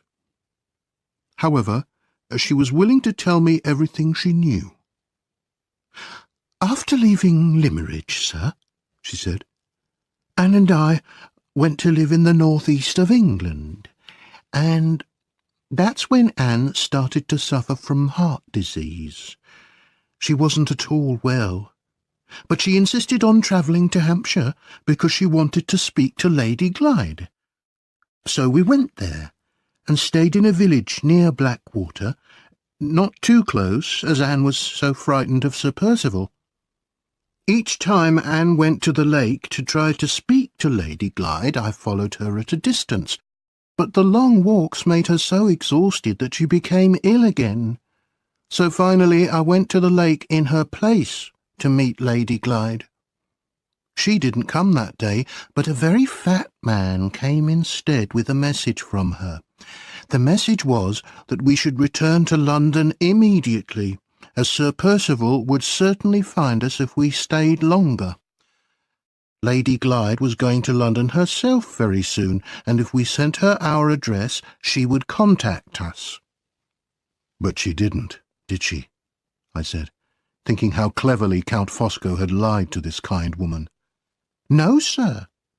I found lodgings and sent the address to Lady Glyde, but after 2 weeks we'd still heard nothing.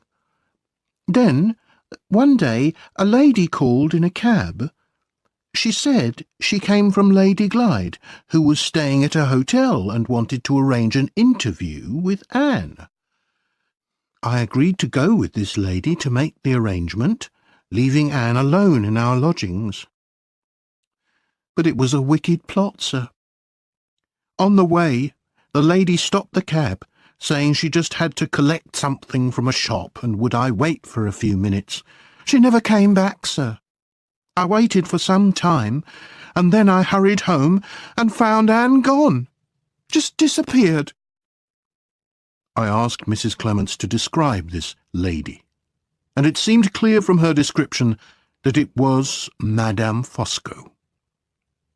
So I now knew how the Count had got Anne Catherick to London and separated her from Mrs. Clements. I never found out what happened to Anne, Mrs. Clements said sadly. I made inquiries. I even wrote to her mother, but she didn't know anything. I miss poor Anne so much. She was like a daughter to me, you see, sir. And I'm sure you were a kind mother to her, I said. A better mother than her own mother. That wasn't difficult, said Mrs. Clements. Mrs. Catherick is a hard woman. She seemed to hate the child, and was only too pleased when I offered to bring her up. Then one day She took Anne to Limmeridge to stay with her sister, and after that she kept Anne from me. I didn't see Anne again till she escaped from the asylum, with your help, sir. And then she was always talking about a secret her mother had, which could ruin Sir Percival. But you know, sir, I don't think Anne really knew what this secret was. If she had known, I'm sure she would have told me. I had wondered about that myself, and now I tried to turn the conversation on to Mrs. Catherick. Did you know Mrs. Catherick before Anne was born? Yes, for about 4 months. We were neighbours in Welmingham. Mr. and Mrs. Catherick had just got married, and Mr. Catherick had a job as clerk at Welmingham Church. Before that, Mrs. Catherick had been a servant at a large house. She was a selfish, heartless woman, and treated her poor husband very badly. Before long, there was a lot of talk about her and a young gentleman who was staying at a hotel nearby, and Mr. Catherick told my husband that he'd found expensive presents, gold rings and such like, hidden in his wife's drawer. And who was this gentleman? I asked. You know him, sir, and so did my poor dear Anne. Sir Percival Glyde? My heart began to beat faster. Was I getting close to the secret? That's right. His father had recently died abroad, and Sir Percival had just arrived in the neighbourhood. People thought, you see, that maybe Mrs. Catherick had known Sir Percival before, and had married Mr. Catherick just to save her reputation because of, well, you know. Anyway, one night, Mr. Catherick found his wife whispering with Sir Percival outside the vestry of the church.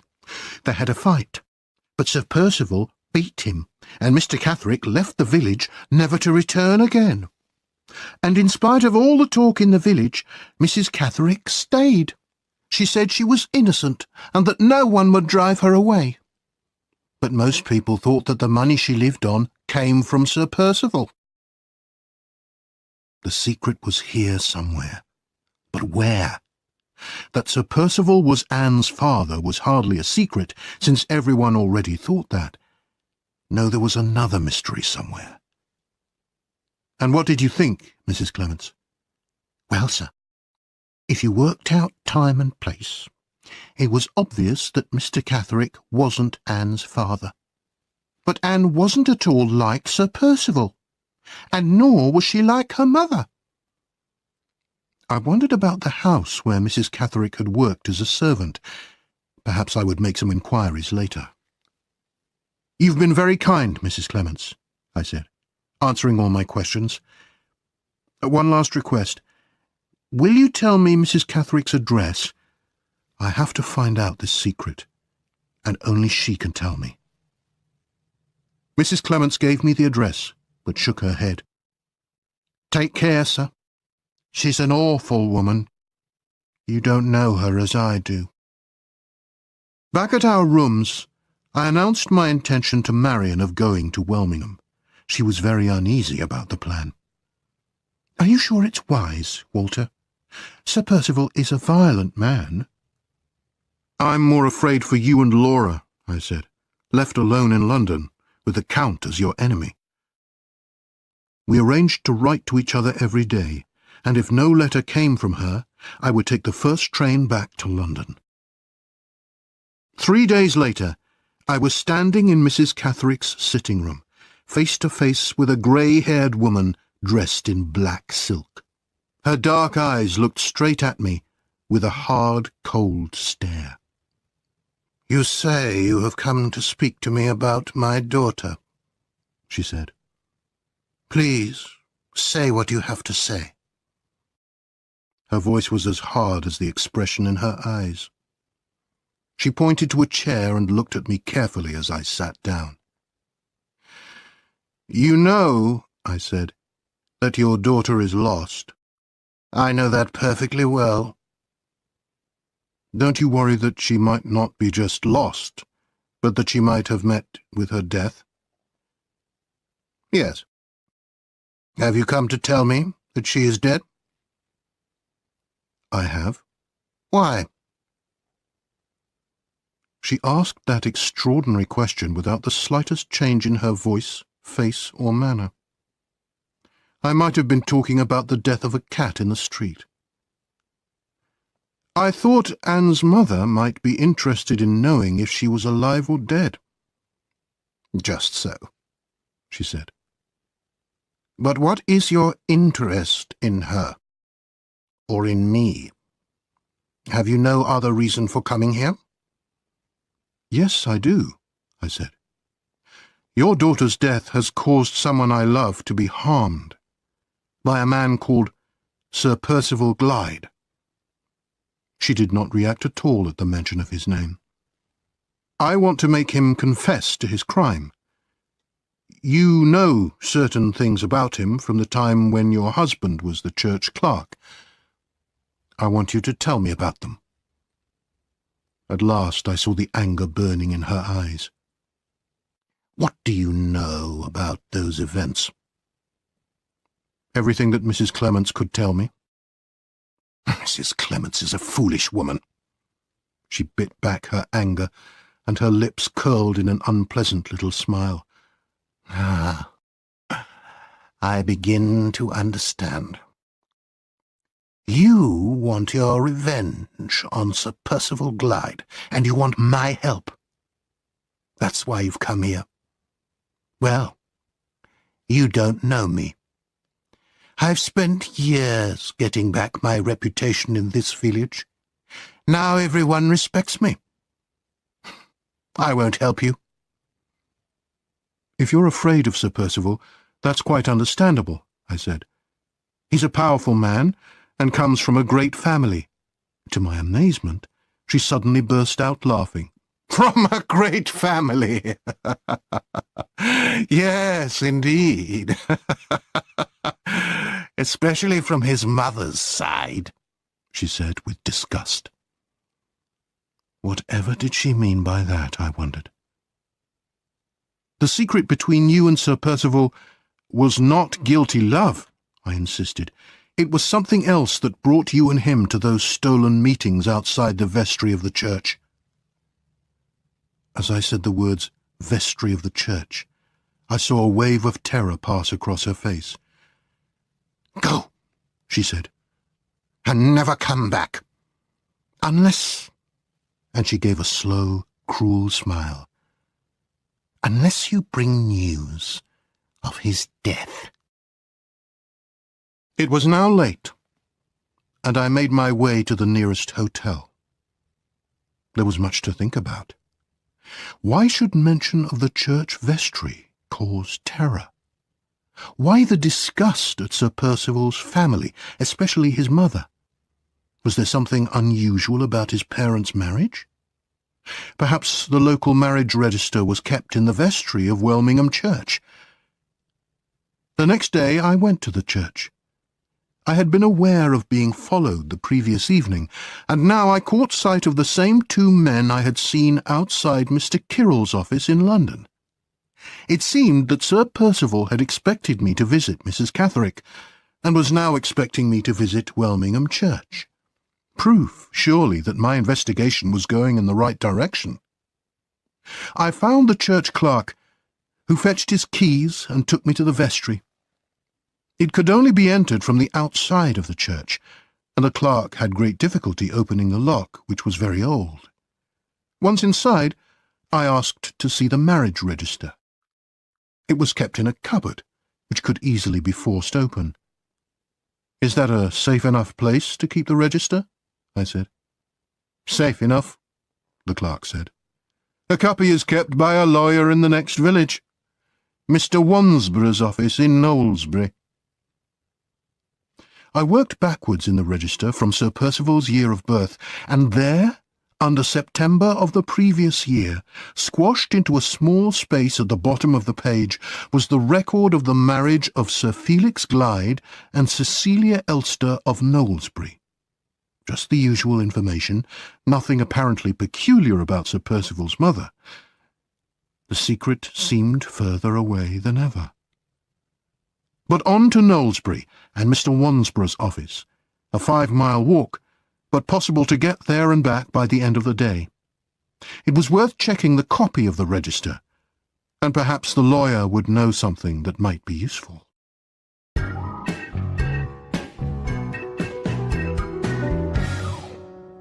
Chapter 12. The Secret.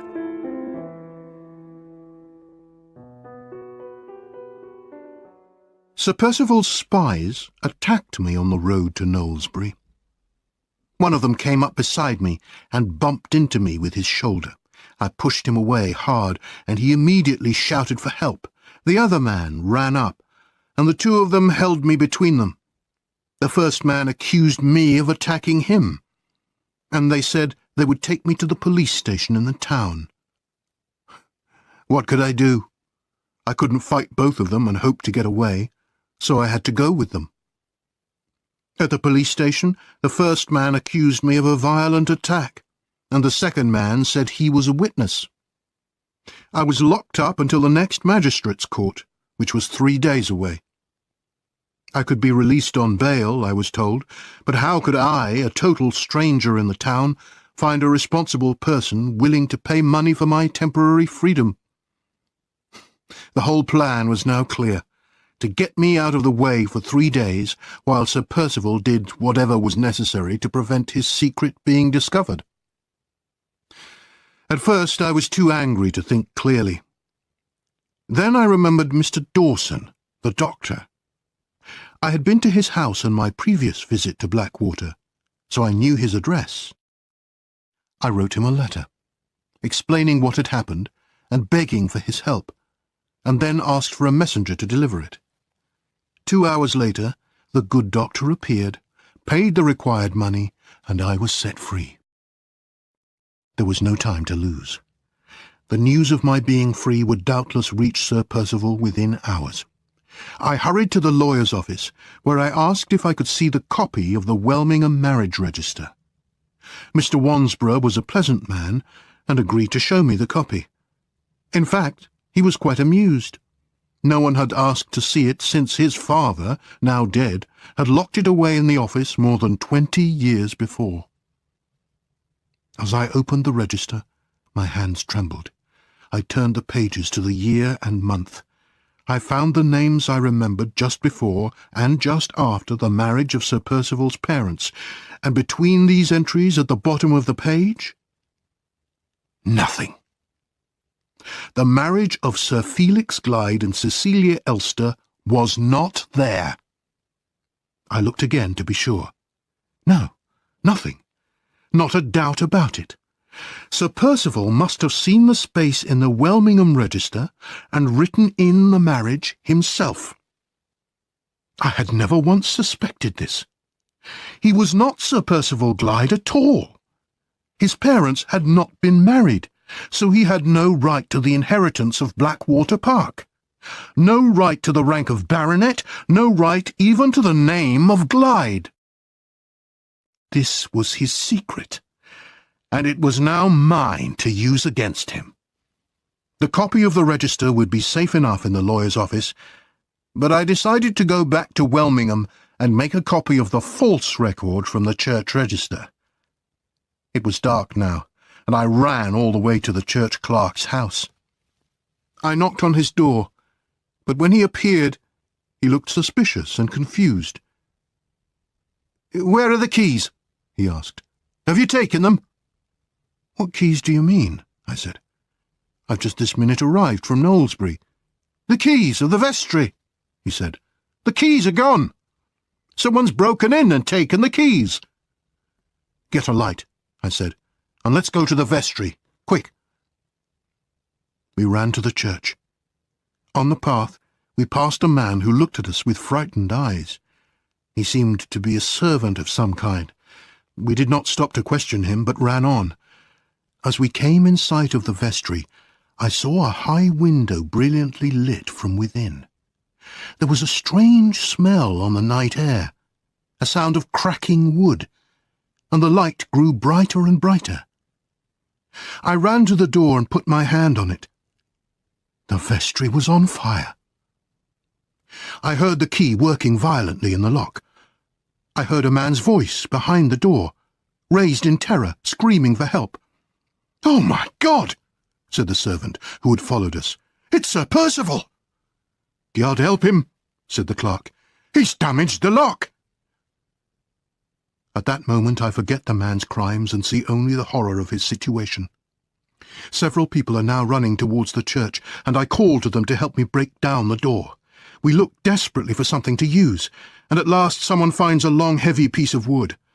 By now the flames are shooting up out of the window, and the screams have stopped. We get the wood into position and run at the door with it, again and again. At last the door crashes down, but a wave of heat hits our faces and drives us back. And in the room we see nothing but a sheet of living fire. The church itself was saved, as the fire engine arrived soon afterwards and managed to put out the fire before it spread. They carried out the body of Sir Percival Glyde and laid it on the wet ground. I looked down on his dead face, and this was how, for the first and last time, I saw him. He must have heard that I was free, and on my way back to Welmingham, so he hurried to the church, stealing the keys and locking himself in to prevent anyone coming in and finding him. All he could do was tear the page out of the register and destroy it. If the false record no longer existed, I could produce no evidence to threaten him with. He must have dropped his lamp by accident, which started the fire. Then, in his urgency to get out, the lock had become damaged and the key unmovable. I could not leave the town. There would be a legal inquiry into the accident the next day, which I had to attend, and in any case I had to report back to the police station in Knowlesbury. I returned to the hotel and wrote to Marion, telling her everything that had happened and warning her to keep the news from Laura for the moment. With Sir Percival's death, my hopes of establishing Laura's identity had also died, and I could see no way forward at present. The next day, an envelope with my name on was delivered to the hotel. The letter inside was neither dated nor signed, but before I had read the first sentence, I knew who had written it. Mrs. Catherick. Sir, I thought you were my enemy. Now that he is dead, because of you, I consider you my friend. To thank you for what you have done, I will now tell you the things you wanted to know about my private life. 23 years ago, I was a beautiful young woman, living in Welmingham, married to a fool of a husband. I also knew a gentleman. I shall not call him by his name. Why should I? It was not his own. I was born with expensive tastes. This man gave me expensive presents. Naturally, he wanted something in return. All men do. And what did he want? Just a little thing. The key to the church vestry when my husband's back was turned. I liked my presents, so I got him the key. I watched him in the vestry without his knowing, and saw what he was doing. I did not know then how serious a crime it was. I said I would not tell anyone about the marriage he had added to the register if he told me about his private life. He agreed. Why, you will see in a moment. He said that he only found out that his parents were not married after his mother's death. His father confessed to it and promised to do what he could for his son, but he died, having done nothing. The son came to England and took possession of the property. There was no one to say he could not. In fact, the right person to claim the property was a distant relation, away at sea. However, to borrow money on the property, he needed a certificate of his parents' marriage, This was a problem which brought him to Welmingham. As his parents had mostly lived abroad, and had had no social life in England, who was to say, the priest being dead, that a private marriage had not taken place at Welmingham Church? His plan was to tear out a page from the marriage register in the year before his birth and destroy it. Then he would tell his lawyers in London to get the necessary certificate, innocently referring them to the date on the page that was gone.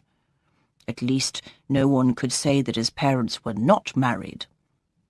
However, when he saw there was a small space at the bottom of the page in the right year, he changed his plan and took the opportunity to write in the marriage himself. It took him some time, though, to practice the handwriting and to mix the right colour of ink so that it looked the same. After my husband caught me talking secretly to him, and after their fight together, I asked my fine gentleman to clear my name and to say there had been nothing between us. But he refused. He wanted everyone to believe something false, so that they would never suspect the truth. He then told me that the punishment for his crime, and anyone who helped him, was life in prison. He frightened me. If I spoke out, I was just as lost as he was. He then agreed to make me a yearly payment if I said nothing and stayed in Welmingham, where he could always find me, and where there was no danger of my making friends and talking. This was hard, but I accepted. Many years later, when my daughter was with me at home, I received a letter from him which made me very angry.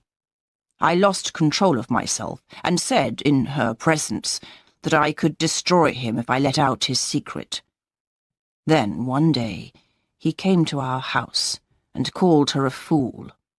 Immediately she shouted, "Ask for my pardon now, or I'll let out your secret and destroy your life." My own words. He went white. Then he swore at us. It ended, as you know, by his shutting her up in an asylum. I tried to tell him she knew nothing, but he did not believe me. My daughter knew that she had frightened him, and that he was responsible for shutting her up, because he believed she knew his secret. That's why she hated him. But she never, to her dying day, knew what his secret actually was. I will end by saying that you insult me if you think my husband was not my daughter's father. Please do not ask further questions about that. To protect myself, I mention no names in this letter, nor do I sign it.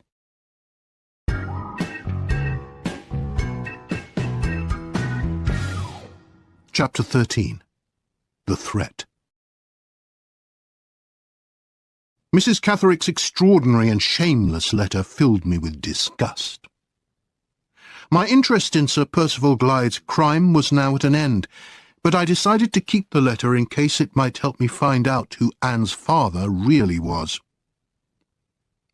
Later in the morning, I went to the legal inquiry into Sir Percival's death. I was only asked to say what had happened. I was not asked how I thought the keys had been taken, how the fire had been caused, or why Sir Percival had gone into the vestry. As no one could explain any of these things, the verdict at the end of the inquiry was death by accident. Afterwards, a gentleman who was also at the inquiry walked back to the hotel with me. He had heard from Sir Percival's lawyer that a distant relation abroad would now inherit Blackwater Park. This was obviously the person who should have inherited it 23 years before. If I made Sir Percival's crime public, it would be to no one's advantage now. If I kept the secret, the true character of the man who had cheated Laura into marrying him would remain hidden. And for her sake, I wished to keep it hidden. I still could not leave Hampshire, as I had to report to the police station in Knowlesbury the next day. I spent another night at the hotel, and in the morning went to the post office to collect the letter from Marion. As promised, we had written to each other every day, and Marion's letters had been full of cheerful news. This morning's letter was short and terrified me. "Come back as soon as you can. We have had to move. Come to Gower's Walk, Fulham, number 5. I will look out for you. Don't be alarmed about us. We are both safe and well, but come back, Marion." What had happened? What dreadful thing had Count Fosco done while I was away? In spite of my anxiety, I had to wait. I paid my bill at the hotel and took a cab to Knowlesbury. At the police station, as I expected, no one appeared to continue the action against me, and I was allowed to go. Half an hour later, I was on the train back to London. I got to Gower's Walk in Fulham at about 9 o'clock. Both Laura and Marion came to the door to let me in. Laura was much brighter and happier, full of plans for the future and for her drawing and painting. Marion's face was tired and anxious. I could see that she had spared Laura the knowledge of the terrible death in Welmingham and the true reason for moving to new lodgings. When Laura had left us and we could speak freely, I tried to give some expression to my feelings, and told Marion how much I admired her for the courage and love she had shown. She was too generous to listen to me, and turned the conversation to my worries. "I'm so sorry for my letter. It must have alarmed you." "Yes, it did," I admitted. "Was I right in thinking that you moved because of a threat by Count Fosco?" "Perfectly right," she said. "I saw him yesterday, and worse than that, Walter, I spoke to him." "Spoke to him? Did he come to the house?" "He did. Yesterday, when I was passing the window, I saw him in the street. Then there was a knock on the door. I rushed out, and there he was, dressed in black, with his smooth face and his deadly smile. I closed the door behind me so that Laura would not see or hear him." "What did he say?" I asked anxiously. "He greeted me, then repeated the warning in his letter to me. He said he had not been able to prevent Sir Percival's violence towards you, and he had found out our address in order to protect his own interests. You were followed, Walter, on your return home after your first journey to Hampshire. He used this information only when he heard of Sir Percival's death, because he believed you would act against him next." "And he was right," I said. "What did he say about me?" "He was very cool, very polite, and very threatening," said Marion. "He said, 'Warn Mr. Hartright, he has an intelligent and powerful man to deal with. Let him be content with what he has got. Say to him, if he attacks me, I will use all my power to destroy him. There is nothing I will not do. Dear lady, good morning.' Then he just looked at me with his cold grey eyes and walked away. I ran back inside and told Laura we had to move. We needed a quieter neighbourhood with better air for the sake of her health. I said you'd wanted us to do that, and why didn't we do it now to surprise you when you got back? She liked that idea, and was quite happy to move. I found these lodgings through an old school friend. I did the right thing, didn't I, Walter?" I answered her warmly and gratefully, as I really felt. But the anxious look remained on her face, and I saw in her eyes her continuing fear of the Count's cleverness and energy. "What do you think of his message, Walter? What do you plan to do next?" "I decided weeks ago that Laura will be received in her uncle's house again," I answered.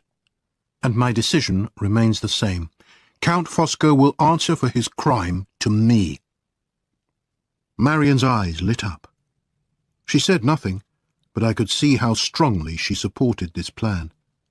"I know the risks are great," I said, "but it must be done. I'm not foolish enough to try this before I'm well prepared. I can wait. Let him think his message has produced its effect. He will start to feel safe. Also, my position towards you and Laura ought to be a stronger one than it is now." "How can it be stronger?" she asked, surprised. "Marion, I would like you to say to Laura, gently, that her husband is dead." "Oh, Walter, so soon? You have a reason for this, don't you?" "Yes, I cannot speak to Laura yet. But one day, not too distant, I want to tell her that I love her." Marion looked at me for a time, then gave a sad, gentle smile. "Yes, I understand. I think I owe it to her and to you, Walter, to tell her of her husband's death." The next day, Laura knew that death had released her from her marriage, and her husband's name was never mentioned among us again. Our life returned to its usual pattern, but I did not forget the Count. I discovered that he had rented his house in St. John's Wood for another 6 months, so I was fairly sure he would still be in London, within my reach, when the time came to act. We finally solved the puzzle of who Anne Catherick's father was. When I went again to see Mrs. Clements and to tell her about Anne's death, she remembered where Mrs. Catherick had worked as a servant. Her employer had been a Mr. Dunthorne. We wrote to Mr. Dunthorne, who replied with some very interesting information. Philip Fairley, Laura's father, had been a great friend of his when they were young, and a frequent house guest. He was a handsome man and fond of female company. Mr. Dunthorne was fairly certain that Philip Fairley had been staying at his house when Mrs. Catherick was employed as a servant, in the year before Anne was born. When Marion and I checked the dates, when we considered that Anne and Laura looked so alike, and when we took into account the fact that Laura looked very much like her father, we were in no doubt that here was the solution. Philip Fairley was Anne's father, and so Anne was Laura's half-sister. Now, at last, the woman in white, that strange, sad shadow walking in the loneliness of the night, could rest in peace. 4 months passed. Laura grew stronger in body and in mind. She was almost her old self, and when we talked, it was as we used to talk at Limmeridge.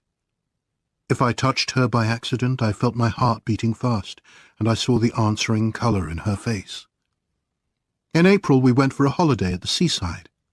While we were there, I told Marion that when we returned to London, I was determined to force a confession from Count Fosco, to make him tell me the real date of Laura's journey to London. But if I am to challenge the Count, for Laura's safety, I think I should challenge him as her husband. Do you agree, Marion?" "With every word," she said. "I parted you both once. Wait here, my brother, my best and dearest friend, till Laura comes and tells you what I have done now." She kissed my forehead and left the room. I waited by the window, staring out at the beach, seeing nothing, hardly able to breathe. The door opened, and Laura came in alone. When we parted at Limmeridge, she had come into the room slowly in sorrow and hesitation. Now she ran to me, with the light of happiness shining in her face. She put her arms around me, and her sweet lips came to meet mine. "My darling," she whispered, "may we say we love each other now? Oh, I'm so happy at last." 10 days later, we were even happier. We were married.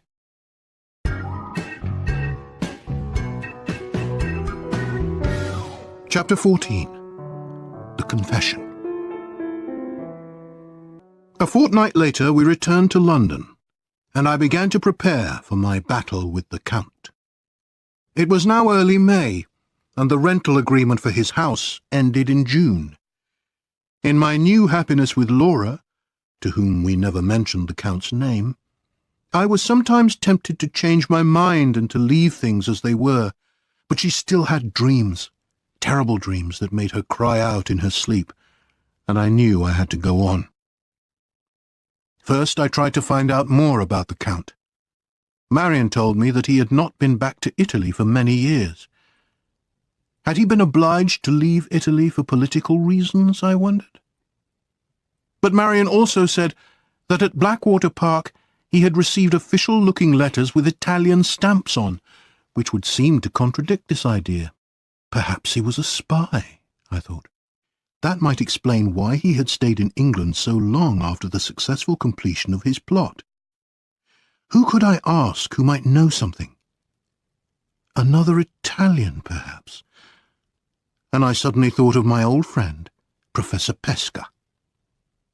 Before I did that, I decided to have a look at the Count, as up to this time I had never once set eyes on him.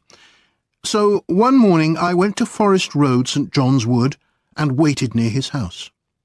Eventually he came out, and I followed behind him as he walked towards the centre of London.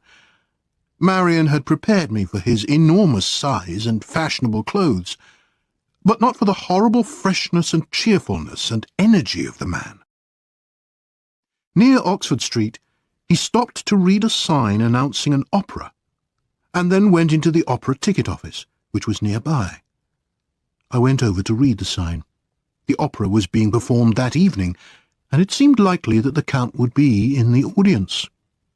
If I invite Pesca to the opera, I thought, I can point the Count out to him and find out if he knows him. So I bought 2 tickets myself, sent Pesca a note, and that evening called to take him with me to the opera. The music had already started when we went in, and all the seats were filled. However, there was room to stand at the sides. I looked around and saw the Count sitting in a seat halfway down, so I placed myself exactly on a line with him, with Pesca standing at my side. When the first part finished, the audience, including the Count, rose to look about them. When the Count was looking in our direction, I nudged Pesca with my elbow. "You see that tall, fat man? Do you know him?" "No," said Pesca. "Is he famous? Why do you point him out?" "Because I have a reason for wanting to know more about him. He's an Italian, and his name is Count Fosco. Do you know that name? Look, stand on this step so that you can see him better." A slim, fair-haired man with a scar on his left cheek was standing near us. I saw him look at Pesca, and then follow the direction of his eyes to the Count. Pesca repeated that he did not know him, and as he spoke, the Count looked our way again. The eyes of the 2 Italians met. In that second, I was suddenly convinced that, while Pesca may not have known the Count certainly knew Pesca. Not only knew him, but, more surprising still, feared him as well. The Count's face had frozen into a dreadful stillness, the cheeks as pale as death, the cold grey eyes staring in terror. Nearby, the man with the scar also seemed to be watching with interest the effect that Pesca had had on the Count. "How the fat man stares," Pesca said, looking round at me. "But I've never seen him before in my life." As Pesca looked away, the Count turned, moving quickly towards the back of the theatre, where the crowd was thickest.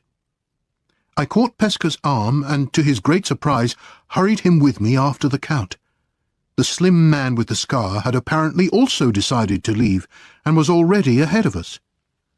By the time Pesca and I reached the entrance, neither the Count nor the slim man was in sight. "Pesca," I said urgently, "I must speak to you in private. May we go to your lodgings to talk?" "What on earth is the matter?" cried Pesca. I hurried him on without answering. The way the Count had left the theatre, his extraordinary anxiety to avoid Pesca, made me fear that he might go even further and out of my reach. In Pesca's lodgings, I explained everything as fast as I could, while Pesca stared at me in great confusion and amazement. "He knows you. He's afraid of you. He left the theatre to escape you," I said. "There must be a reason, Pesca. Think of your own life before you came to England. You left Italy for political reasons. I don't ask what they were, but could that man's terror be connected with your past in some way?" To my inexpressible surprise, these harmless words seemed to terrify Pesca. His face went white, and he started to tremble. "Walter," he whispered, "you don't know what you ask." I stared at him. "Pesca, forgive me, I didn't mean to cause you pain. I spoke only because of what my wife has suffered from that man's cruel actions. You must forgive me." I rose to go. He stopped me before I reached the door. "Wait," he said. "You saved my life once. You have a right to hear from me what you want to know, even though I could be killed for it. I only ask that, if you find the connection between my past and that man, Fosco, you do not tell me." Then, his face still pale as the memories of the past crowded in on him, he told me the story. "In my youth, I belonged, and still belong, to a secret political society. Let's call it the Brotherhood. I can't tell you its real name. But I took too many risks, and did something which put other members in danger. So I was ordered to go and live in England, and to wait. I went. I have waited. I still wait. I could be called away tomorrow, or in 10 years. I cannot know. The purpose of the Brotherhood is to fight for the rights of the people. There is a president in Italy and presidents abroad. Each of these has his secretary. The presidents and secretaries know the members, but members don't know each other until it's considered necessary. Every member of the Brotherhood is identified by a small, round mark burnt into the skin, high up on the inside of their left arm. He rolled up his sleeve and showed me his own mark. "If anyone betrays the Brotherhood," he went on, "he is a dead man. Another member, a distant stranger or a neighbor, will be ordered to kill him. No one can leave the society, ever." Pesca paused, then continued. "In Italy, I was chosen to be secretary. The members at that time were brought face to face with the president, and were also brought face to face with me. You understand me? I see it in your face. But tell me nothing, I beg you. Let me stay free of a responsibility which horrifies me. I do not know the man at the opera," he said finally. "If he knows me, he is so changed or disguised that I do not know him. Leave me now, Walter. I have said enough." "I thank you with all my heart, Pesca," I said. "You will never, never regret the trust you have placed in me." Walking home, my heart beat with excitement. Here at last surely was my weapon against the Count. I was convinced he was a member of the Brotherhood, had betrayed it, and believed that he had been recognized tonight. His life was now in danger. What else could explain his extreme terror at seeing Pesca? And what would he do next? Leave London as fast as he could. If I went to his house and tried to stop him, he would not hesitate to kill me. To protect myself, I had to make his safety depend on mine. I hurried home and wrote this letter to Pesca. "The man at the opera, Fosco, is a member of your society and has betrayed it. Go instantly to his house at 5 Forest Road, St. John's Wood. I am already dead. Use your power against him without delay." I signed and dated the letter, and wrote on the envelope, "Keep until 9 o'clock tomorrow morning. If you do not hear from me before then, open the envelope and read the contents." I then found a messenger, told him to deliver the letter, and bring back a note from Professor Pesca to say he had received it.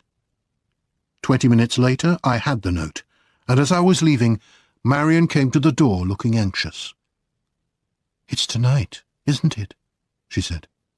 "You're going to the Count." "Yes. It's the last chance, and the best." "Oh, Walter, not alone. Let me go with you. Don't go alone." "No, Marion. You must stay here and guard Laura for me. Then I will be easy in my mind when I face the Count." As I approached the Count's house, I passed the man with a scar on his cheek, whom I had noticed earlier at the opera. What was he doing here, I wondered? I sent in my card, and I still do not know why the Count let me into his house at 11:30 at night. Was he just curious to see me? He would not have known that I was at the opera with Pesca, and I suppose he thought he had nothing to fear from me. He was still in his evening suit, and there was a travelling case on the floor, with books, papers, and clothes all around him. My guess had been right. "You come here on business, Mr. Hartright?" he said, looking at me with curiosity. "I cannot think what that might be." "You are obviously preparing for a journey," I said. "That is my business." "I know why you are leaving London." "So, you know why I am leaving London?" He went over to a table and opened a drawer. "Tell me the reason, if you please." "I can show you the reason," I said. "Roll up the sleeve on your left arm, and you will see it." His cold grey eyes stared into mine. There was a long heartbeat of silence. I was as certain as if I had seen it that he had a gun hidden in the drawer, and that my life hung by a thread. "Wait a little," I said. "Before you act, I advise you to read this note." Moving slowly and carefully, I passed him Pesca's note. He read the lines aloud. "Your letter is received. If I don't hear from you before 9 o'clock, I will open the envelope when the clock strikes." Another man might have needed an explanation, but not the Count. His expression changed, and he closed the drawer. "You are cleverer than I thought," he said. "I cannot leave before 9, as I have to wait for a passport to be delivered." Yeah. "Your information may be true, or may be false. Where did you get it?" "I refuse to tell you." "And that unsigned note you showed me, who wrote it?" "A man whom you have every reason to fear." A pause. "What do you want of me, Mr. Hartright? Is it to do with a lady, perhaps?" "Yes, my wife," I answered. He looked at me in real amazement, and I saw at once that he no longer considered me a dangerous man. He folded his arms and listened to me with a cold smile. "You are guilty of a wicked crime," I went on, "but you can keep the money. All I want is a signed confession of the plot and a proof of the date my wife travelled to London." "Good," he said. "Those are your conditions? Here are mine. 1. Madame Fosco and I leave the house when we please, and you do not try to stop us. 2. You wait here until my agent comes early tomorrow morning, and you give him an order to get back your letter unopened. You then allow us half an hour to leave the house. 3. You agree to fight me at a place to be arranged later, abroad. Do you accept my conditions? Yes or no? His quick decision, his cleverness and force of character amazed me. For a second I hesitated. Should I let him escape? Yes. The evidence I needed to prove Laura's identity was far more important than revenge. I accept your conditions, I said. At once he called for coffee and sat down to write.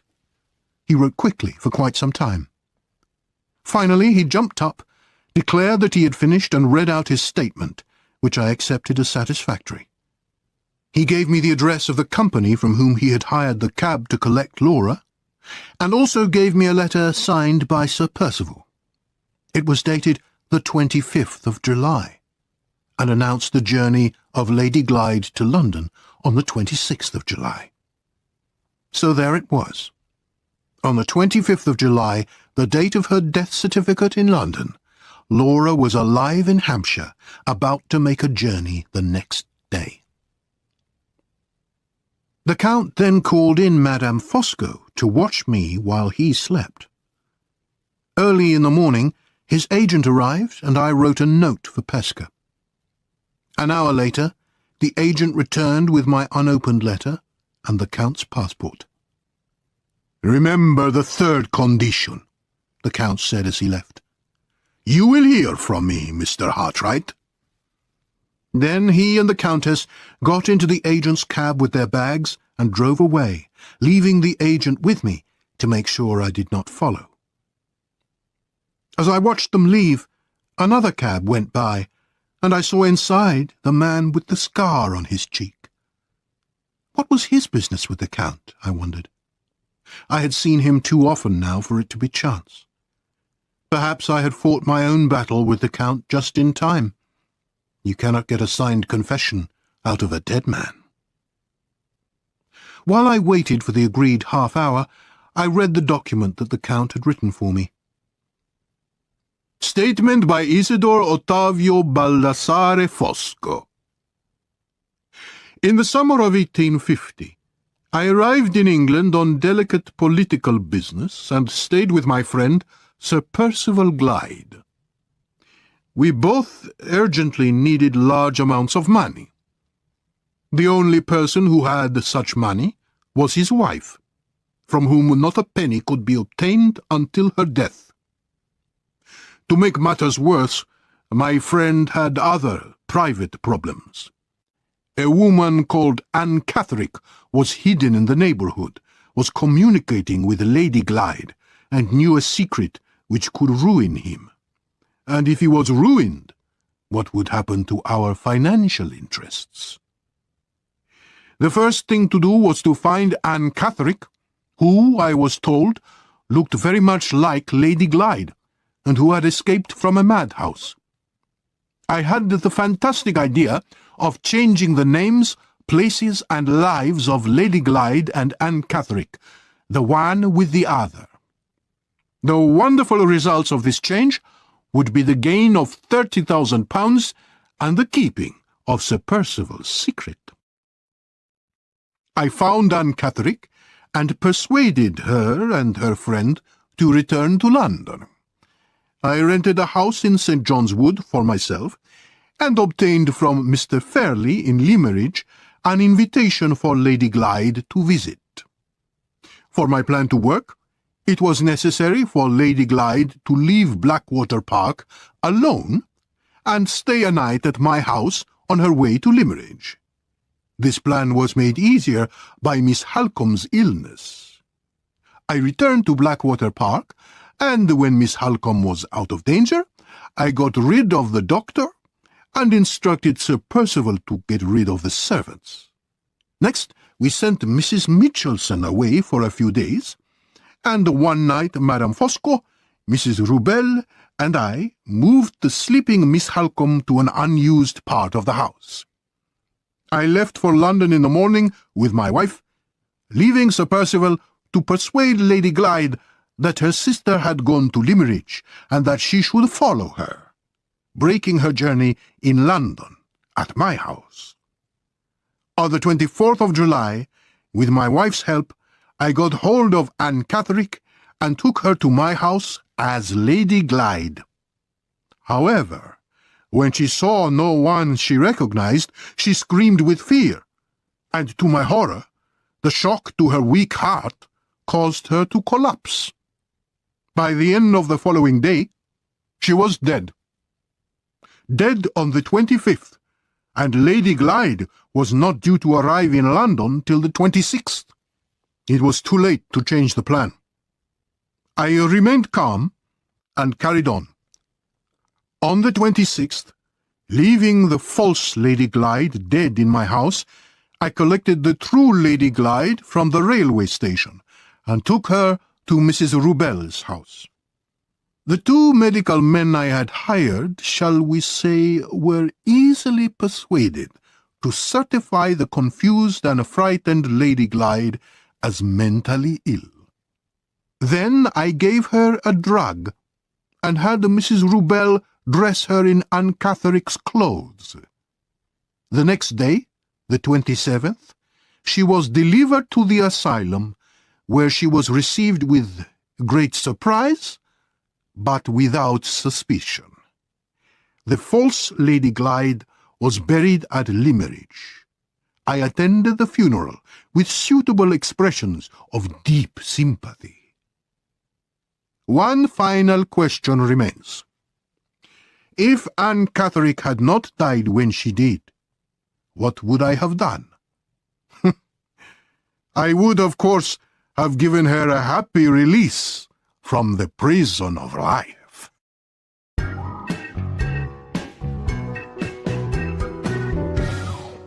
Chapter 15. The Proof. When the half-hour had passed, I returned home. After a brief explanation to Laura and Marion, I hurried back to St. John's Wood to find the cab driver whom the Count had hired to collect Laura at the station. He wrote me a statement, which he and a witness signed, saying that on the 26th of July 1850 he had driven a Count Fosco to the railway station, where they had collected a Lady Glyde. He remembered Lady Glyde's name, he said, from the labels on her luggage. Then I went to Mr. Kirrell's office and presented him with the proof of Laura's identity. The letter from Sir Percival, the statement by the cab driver, the confession by the Count, and the death certificate. Amazed, he congratulated me, and agreed to accompany us to Limerick the next day, where I intended to have Laura publicly received and recognized. Early the next morning, Laura, Marion, Mr. Kirrell, and I took the train to Limerick. Laura and Marion stayed at first in a hotel, while Mr. Kirrell and I went to the house to deal with Mr. Fairley. He complained like a child, saying how was he to know his niece was alive when he was told she was dead? Between us, the lawyer and I made him sign letters calling all those who had attended the false funeral to come to the house the next day. As I led Laura into her childhood home the following morning, there was a murmur of surprise and interest from the waiting crowd of villagers and neighbours. The business was soon done. I read out the story of the plot against Laura, and Mr. Kirrell announced that everything I had said was proved by the strongest evidence. I put my arm around Laura, raised her up, and called to the crowd, "Are you all agreed that this is the Laura Fairley you knew? There she is, alive and well. God bless her!" It was an old man at the back of the room who began it, and in an instant everybody was shouting and cheering together. Later, in the churchyard, we watched a stoneworker remove Laura's name from the gravestone. In its place he put this: Anne Catherick, 25th July, 1850. We returned to London the following day, happy in the thought that the long struggle was now over. Several days later, Pesca came to see me and asked for a quiet word in my ear. He had just returned from Paris. "I have news for you, my friend," he said. "You need not worry any more about the man at the opera. His body was found in the river Seine yesterday, and now lies in the morgue in Paris. He was killed by knife wounds to the heart." "Count Fosco is dead?" I said, amazed. "Are you sure?" "I saw the body with my own eyes. He was wearing a French workman's clothes, and had a different name, of course, but he was the fat man we saw at the opera that night, no question." "But how do you know this?" I asked. Pesca hesitated. "A man brought me some information," he said. "I had to see the body and send a report about it." "A man?" I said. "What kind of man?" "A stranger," said Pesca. "I didn't know him. A man with a scar on his left cheek." He saw the understanding in my face and held up his hand. "No more questions, my friend. Please." We never spoke about it again, but I think Pesca was telling me that the Brotherhood had taken their revenge. And so, Count Fosco, that extraordinary evil man, passed from this world. The following year, our first child was born, a son. 6 months later, my newspaper sent me to Ireland. And when I returned, I found a note from my wife saying she and Marion and little Walter had gone to Limmeridge House. She begged me to follow as soon as possible. Very surprised, I caught the next train. When I got there, Marion and Laura told me Mr. Fairley was dead, and that Mr. Kyrrell had advised them to go to Limmeridge House. Laura came close to me, and I half realized some great change was happening in our lives. "Do you know who this is, Walter?" Marion asked, holding up my little son with tears of happiness in her eyes. "This is the boy who will one day